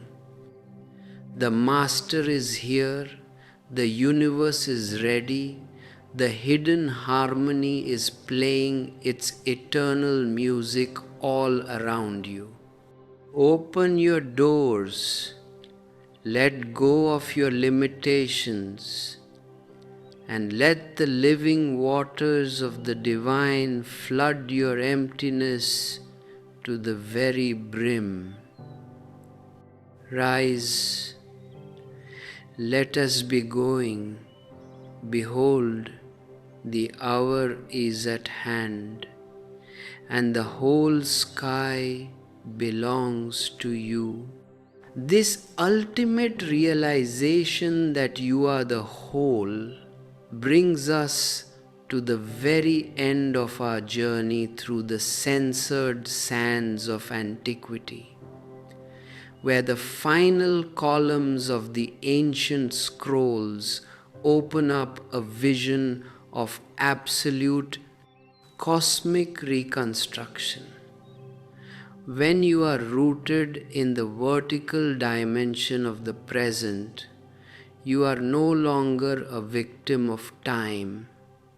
You have entered into eternity. You see through and through, and the divisions of past, present, and future disappear completely. The Master who has completed the circle of his life energy stands before you not as a separate person, but as a pure, flowing transparency of the divine. He has no private name, he has no separate identity. He is simply the isness of existence itself, a silent flame that has merged with the infinite sky. When you are near a master, your entire being is put into a state of intense, beautiful tension. This, the wild bird has come to your cage and has brought a magnificent call from the oceans, from the continental distances, and your domestic habits are completely shattered. You feel an awkward urge to fly, to open your wings, to move into the uncharted mapless sky of freedom. But your mind will become terrified. It will say, if I let go, I am gone forever. And your mind is perfectly true. It is not deceiving you. If you let go, you are indeed gone forever. Your ego will be completely obliterated. Your past will vanish like a dream, and your painted face will be wiped clean. But that which is gone was never yours in the first place. It was just a heap of straw, a collection of others' opinions, a dead mask of respectability. That which remains after you are gone is your true original face, the birthright of Adam, the eternal glory of the divine.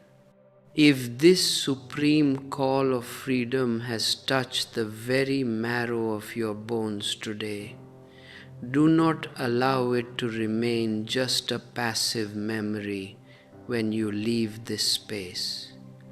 Let it become a living, burning fire in your daily existence. Communicate your profound transformation in the comment section below. Let us hear the song of your awakening. Subscribe to this vertical channel of truth to keep your eyes open to the light, and share this video with every single soul whom you love, so that they too can hear the uncensored reality of the cosmos.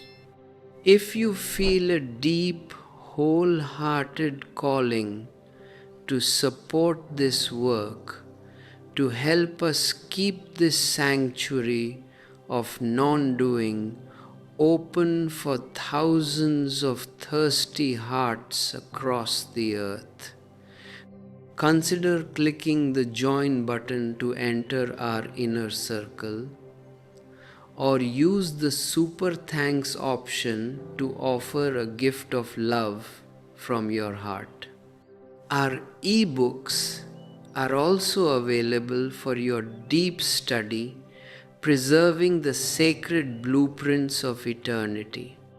Let your support be an unmotivated act of pure gratitude for the sweetness of life, a beautiful alignment with the eternal rhythm of the whole. Remember always, you cannot compromise with truth. You cannot take a partial jump.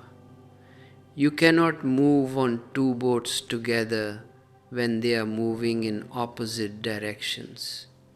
You must choose.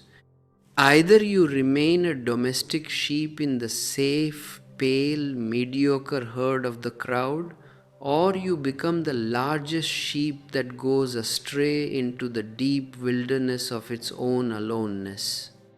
Do not be afraid of the wild forest. Do not be afraid of the dark night. Do not be afraid of the cross. The shepherd is always in search of the one that goes astray. The divine energy always moves towards the one who has become a solitary peak. When you are totally alone, empty of yourself, the Master is there to hold your hand, to be the bridge between your death and your resurrection.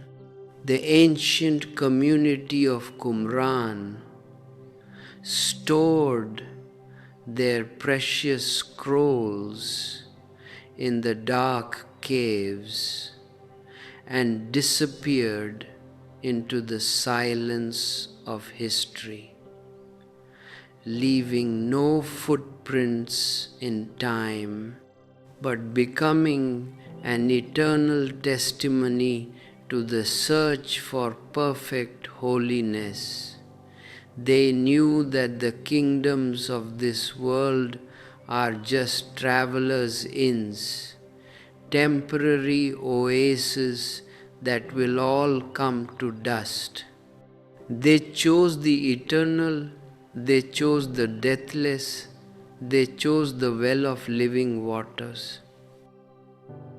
You must make the same ultimate choice today. Do not wait for tomorrow. Do not listen to your private mind. Do not look back even once. Put your hand to the plow and look straight ahead into the infinite expanse of the present. Become a dry soul, a magnificent burning flame of pure awareness, so that you can hear the hidden harmony that is playing its cosmic music all around you. You are the temple, you are the sanctuary, you are the Son of the Living One, and the whole sky belongs to you the very moment you are ready to disappear. Rise, let us be going. Behold, He is at hand, and you are free forever and ever. This absolute execution of the ego on the cross of your own awareness is not a tragedy to be mourned. It is the ultimate, most beautiful cosmic comedy, because when the false dies, only then is the true resurrected into its absolute splendor. The crowd that gathered at Golgotha on that dark afternoon was expecting a cheap, materialistic miracle. They were waiting for Jesus to show some magical power, to come down from the cross, to destroy his executioners with a lightning bolt from the sky. But a master does not deal in cheap magic. His very existence is the only miracle there is. He did not come down from the cross because he was ready to go all the way into the abyss of non-being. He was ready to fulfill the ultimate destiny of a drop falling back into the ocean. When he cried for the last time with a loud voice and yielded up his ghost, the scriptures say that the veil of the temple was rent in twain from the top to the bottom. The earth did quake, the rocks rent, and the graves were opened. Ponder over this magnificent, poetic truth. When a man of total consciousness dies to the horizontal world, the whole universe vibrates with the shock of his departure. Because we are not separate, independent islands. We are a single, interconnected continent of organic being. The rocks are connected to your heart. The stars are connected to your blood. The earth is connected to your breathing. When a master disappears into the infinite sky, a deep, majestic sadness spreads over the entire existence. The grave's opening means that the horizontal line of time has been completely shattered. In that moment of absolute stillness, the past and the future meet and merge in the eternal now. All the ancient seers, all the past Buddhas, all the holy ones who have ever lived on this earth are suddenly present, converging in the space of that supreme sacrifice. They arose and appeared unto many, because whenever someone becomes a Christ, the whole history of human consciousness is elevated to a higher plane of being. But you are so blind, so fast asleep in your private little huts of logic and respectability, that you cannot see this immense reality happening right before your eyes. You are always looking through your narrow, prejudiced spectacles, trying to fit the vast ocean into your tiny teaspoon of intellect. You want to understand everything through your ready-made definitions, your social moralities, your theological textbooks. But I tell you, your textbooks are dead, your dogmas are false, your churches are cemeteries. If you want to know the true, you must be willing to step out of the crowd completely. You must be willing to become an outsider, a rebel, a stranger to this sick, neurotic society. You must be ready to leave the 99 sheep who are standing safely in the herd and move alone into the uncharted wilderness of your own aloneness. What is your aloneness? Aloneness is not loneliness. Loneliness is a negative state of mind where you are constantly missing the other, constantly begging for somebody else's shoulder to lean upon. Loneliness is ugly. It is a state of dependency, a psychological poverty that turns you into a beggar in the marketplace. Aloneness is positive. It is the state of mind when you are completely centered and rooted in your own being, when you are totally fulfilled in yourself, overflowing with your own life energy. Aloneness is an elegant, majestic palace where you are the king, needing nothing from the outside world, expecting nothing from anybody else. When you are alone, you are whole.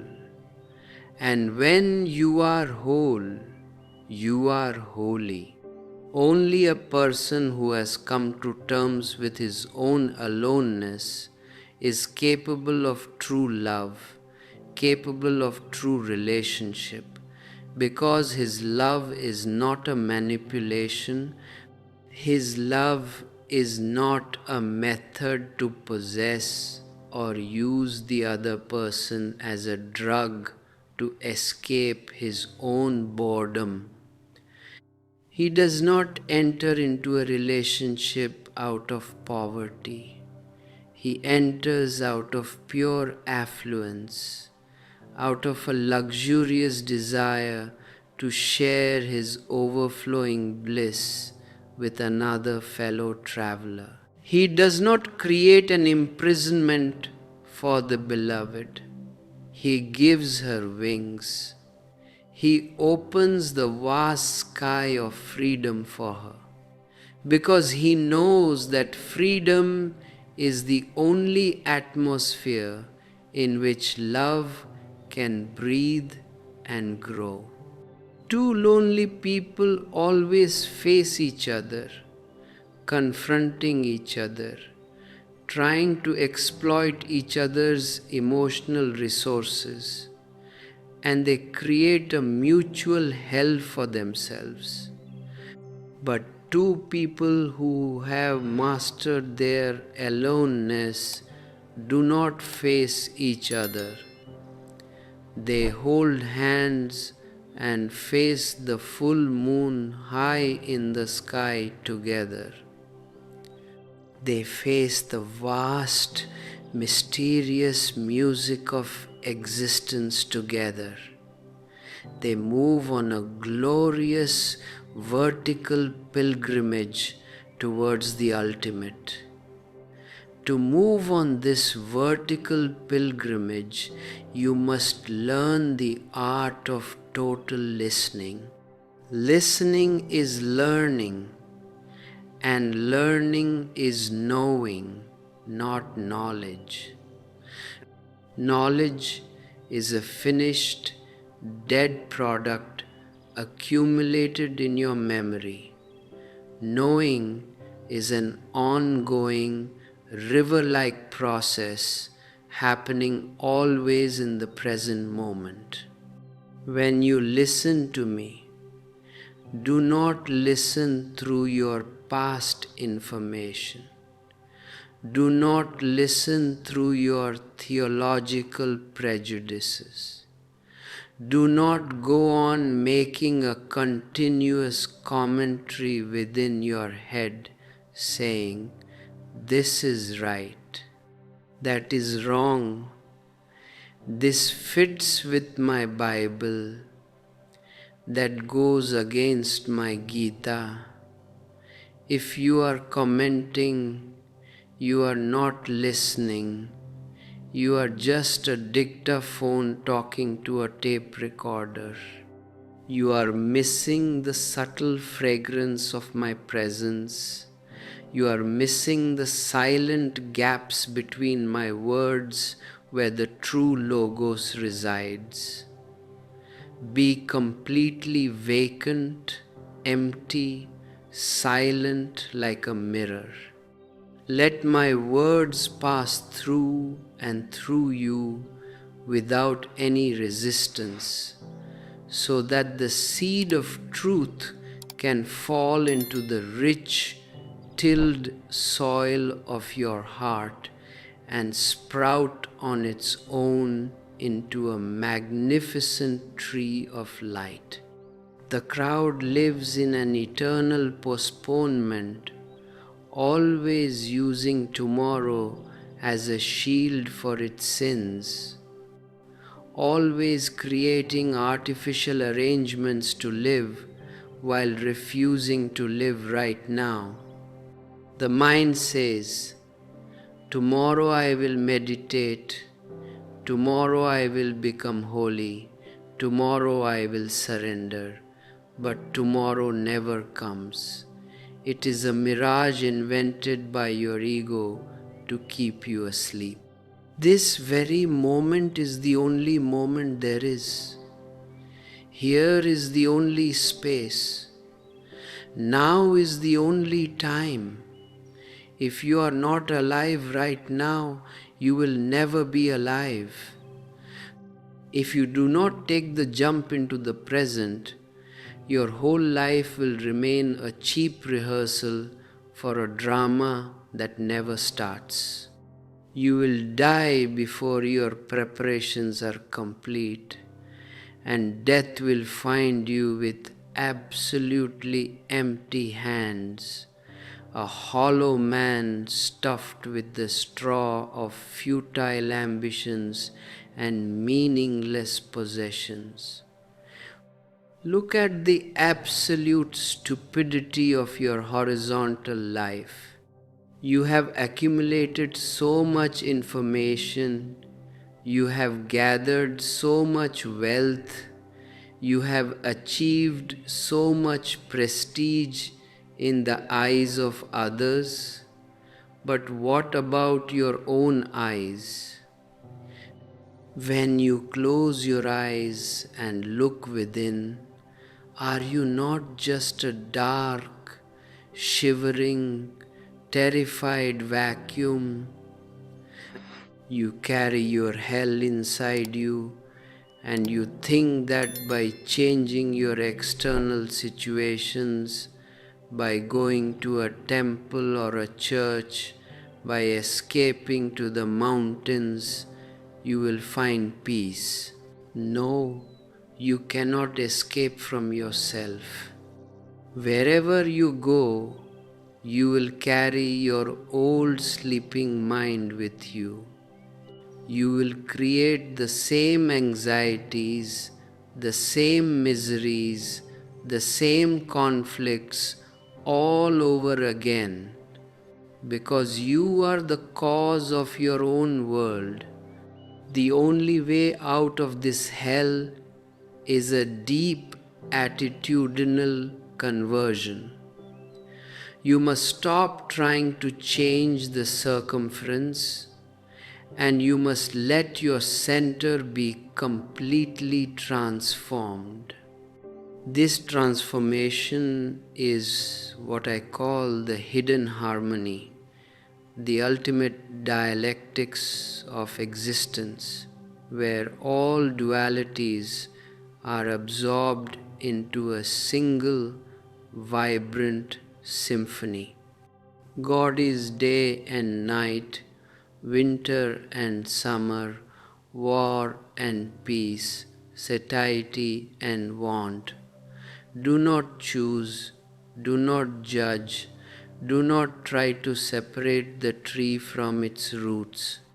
Accept everything that life presents to you with a wholehearted, choiceless awareness. When hunger comes, it is beautiful. When satiety comes, it is beautiful. When love comes, it is a magnificent flame. When sadness comes, it is a deep, silent well of purification. When you don't choose, when you remain in the golden mean of the middle, your mind has nothing to think about, your ego has nothing to brag about, and it simply collapses. In that collapse of the ego, the shadow disappears completely. The veil of your inner temple is rent in twain, and the living God is enthroned within your heart.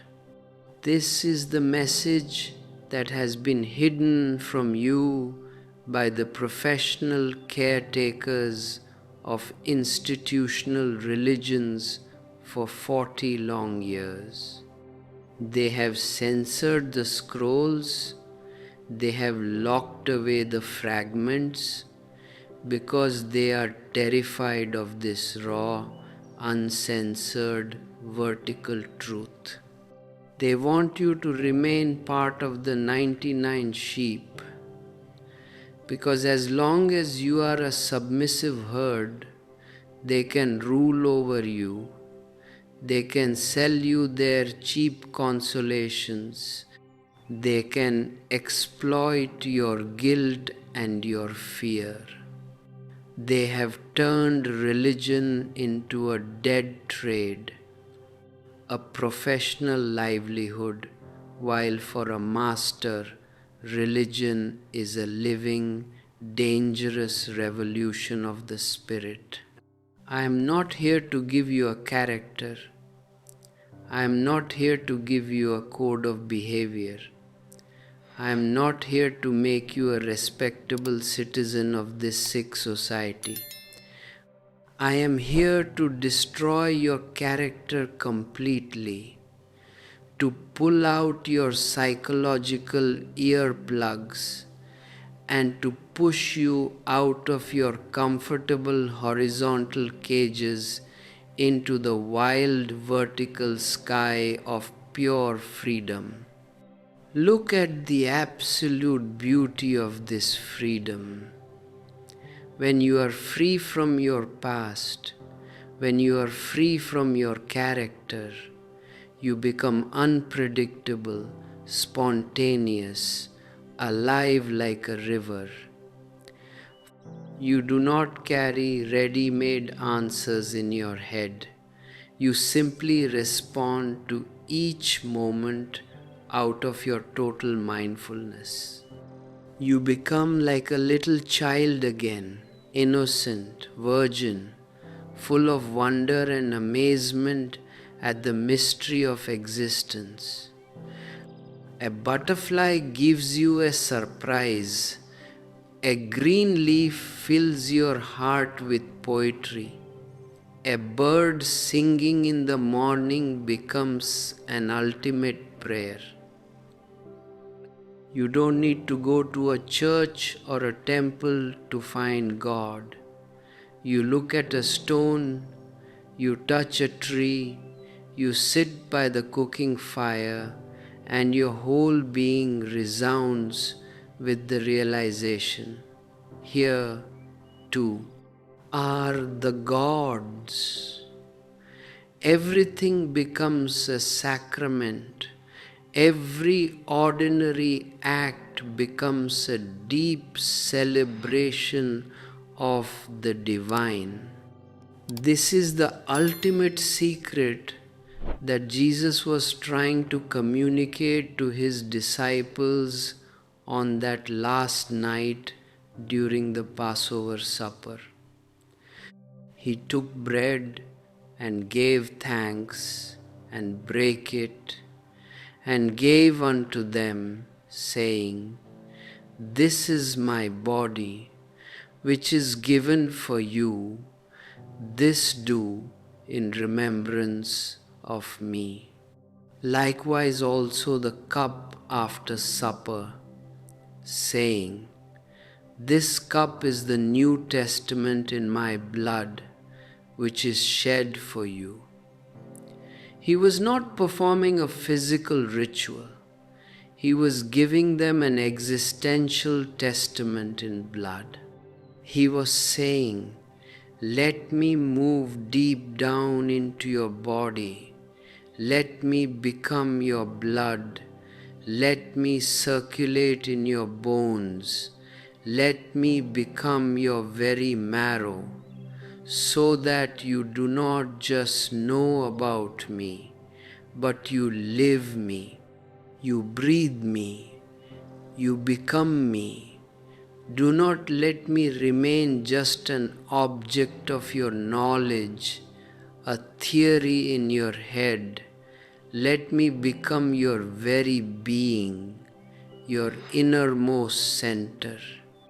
Eat me, drink me, absorb me, digest me totally, so that the separation disappears completely.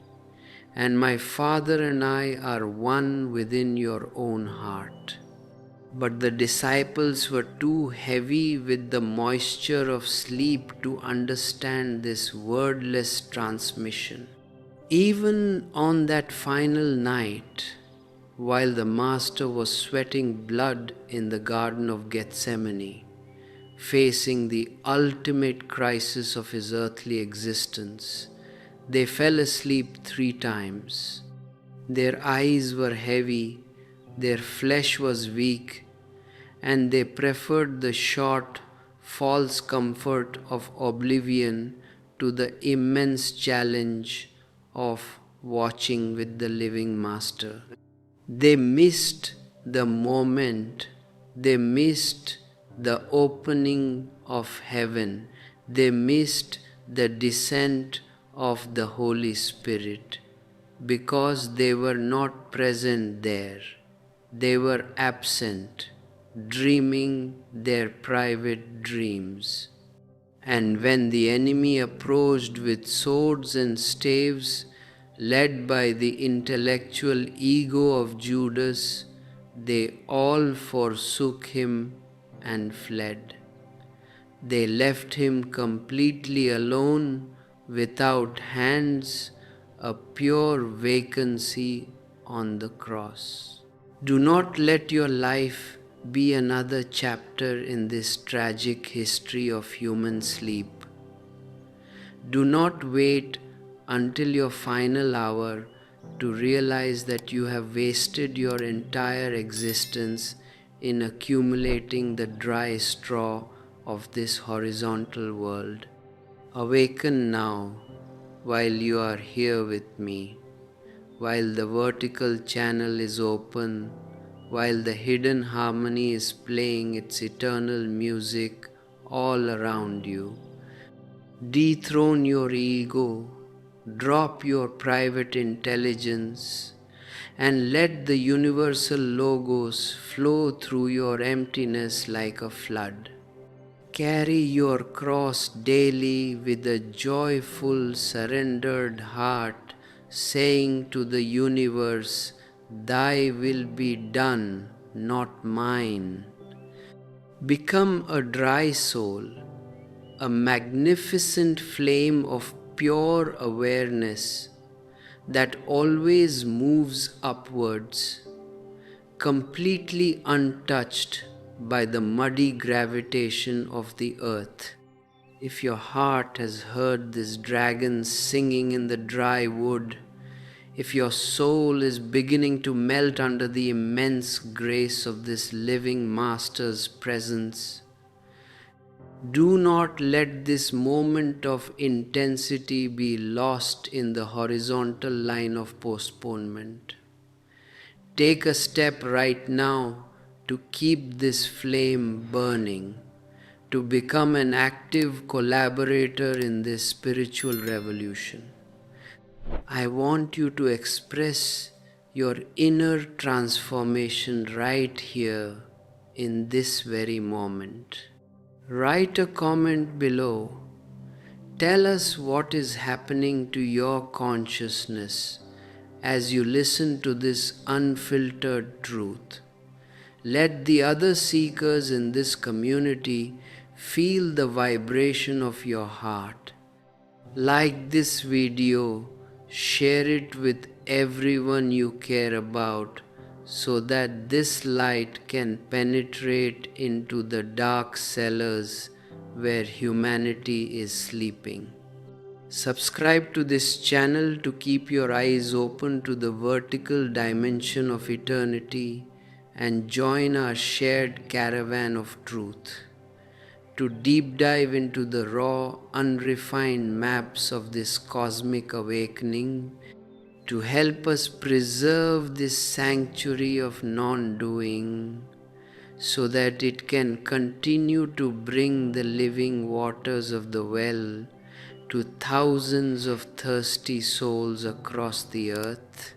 Explore the join button on your interface to become part of our inner circle of support.